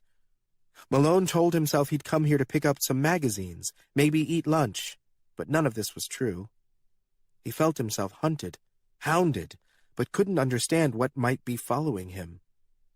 The stories he and his specialist had used to paper over the truth had suddenly been torn off. Thomas J. Malone walked Sales Avenue and soon reached Main Street. He made a strange sight to passers-by, this tall, anxious man wearing enormous shaded goggles. He became more alien when, on Main Street, he turned and faced the tallest building in all of downtown Pasco. He looked up once and fell to the ground, screaming so hideously it made a horse drawing a carriage bolt forward. Its driver had a terrible time getting the spooked animal to stop. Pedestrians gathered around the odd man, who looked up at the skies. They asked after him. A child was sent to fetch the local sheriff. But the man only gawped at the skyline, such as it was, and his mouth quivered as if he were about to bawl. What had happened? The crowd wondered aloud. What did he see? Many dismissed Malone as a drunk or a madman, but a handful, the more sensitive souls, followed his sightline. For a moment, all of them glimpsed an abhorrent face in the looming clouds. Each one saw what Malone had seen, the thing that had brought him to the ground. A pair of inhuman eyes stared down at them from the heavens, shining like starlight. Then and there Malone finally heard the last words Black Tom whispered down in the basement. "I'll take Cthulhu over you devils any day." Then Malone returned to himself, and realizing he'd made a scene, he apologized to the gathered townspeople. After explaining himself to the local constable, he wandered back to his cabin in Chepachet and became, for a short while, an item of lively gossip in Pasco. 18. Black Tom entered the Victoria Society and took a table in the dining room, one near the windows looking out on 137th Street. As soon as he arrived, he slipped the straight razor into his pocket and removed his jacket and vest. He'd cleaned up a little, but it hardly helped. His pants remained clotted with dirt and dark with blood, and his shirt showed so much perspiration that it clung to his skin. Still, he was allowed entrance. The greeter feared him. Black Tom sat in the dining room, and since it was late afternoon, the space remained otherwise empty. He sat with his back to everything and watched the sun glow over Harlem, and he listened to the rumbling hive of life on the sidewalks and the streets. When Buckeye arrived, a plate of food had been set before Black Tom. He hadn't eaten anything. Buckeye ordered his own plate, a meal made by a Puerto Rican woman this time, and didn't really look at Black Tom until he'd eaten 2 alcapurrias. The greeter had sent out word that Buckeye's friend was at the Victoria Society, looking decidedly odd. I heard about your father, Buckeye said after he'd swallowed. My father? Black Tom said this as if he'd forgotten he ever had one. Where you been, man? Buckeye asked, setting down his fork. What happened to you? You'll hear about it, Black Tom said calmly. It'll be in the papers tomorrow, probably for a whole week. Then they'll move on to something else. Buckeye watched Black Tom quietly. He'd been hustling long enough to know there are questions you don't ask if you want to avoid being pulled into a court case later. Black Tom said, I did something big. Bigger than anyone will understand for a long time. I was just so angry. Buckeye nodded, ate another few bites of mofongo, and strenuously did not ask follow-up questions. I was a good man, right? I mean, I wasn't like my father, but I never did people wrong, not truly. No, you didn't, Buckeye said, looking his old friend directly in the eye. You were always good people, still are. Black Tom smiled faintly but shook his head. Every time I was around them, they acted like I was a monster. So I said, God damn it, I'll be the worst monster you ever saw. Newly arrived diners at nearby tables turned to look at Black Tom, but neither he nor Buckeye noticed. But I forgot. Black Tom said quietly, I forgot about all this. Black Tom scanned the tables of men and women dining at the Victoria Society. He pointed to the row of windows that opened onto 137th Street. Nobody here ever called me a monster, Black Tom said. So why'd I go running somewhere else to be treated like a dog? Why couldn't I see all the good things I already had? Malone said I put my daddy at risk, and he was right. It's my fault, too. I used him without a second thought. Black Tom reached into his pocket and revealed the straight razor. Buckeye gave a quick glance around the room, but Black Tom paid the room no mind. He opened the razor. The blade looked slathered in jelly. Buckeye knew what that was. Black Tom set the strop down on the table, and Buckeye tossed his napkin over it. We need to get rid of that, Buckeye cautioned, looking at the shape under the napkin. You should have done it before you even stepped in here. The seas will rise, and our cities will be swallowed by the oceans, Black Tom said.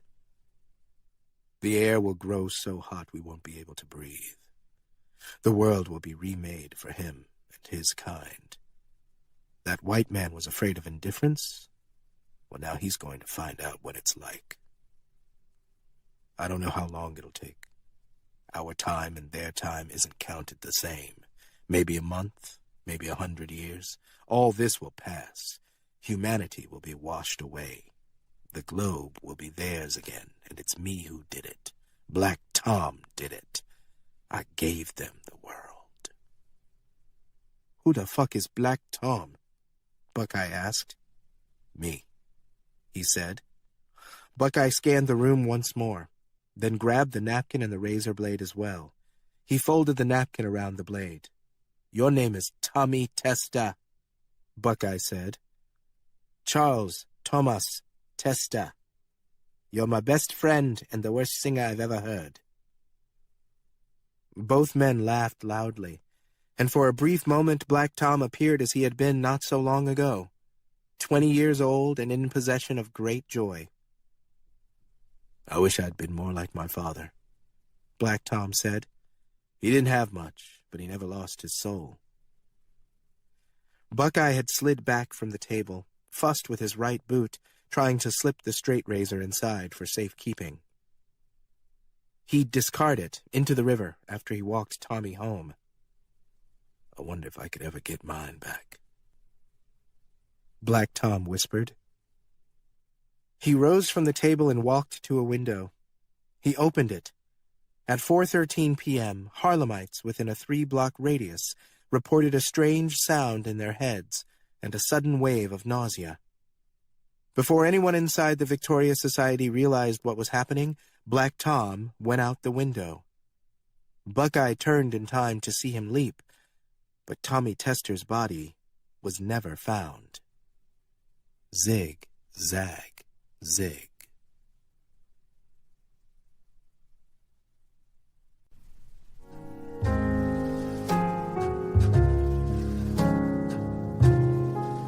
This is Kevin R. Free.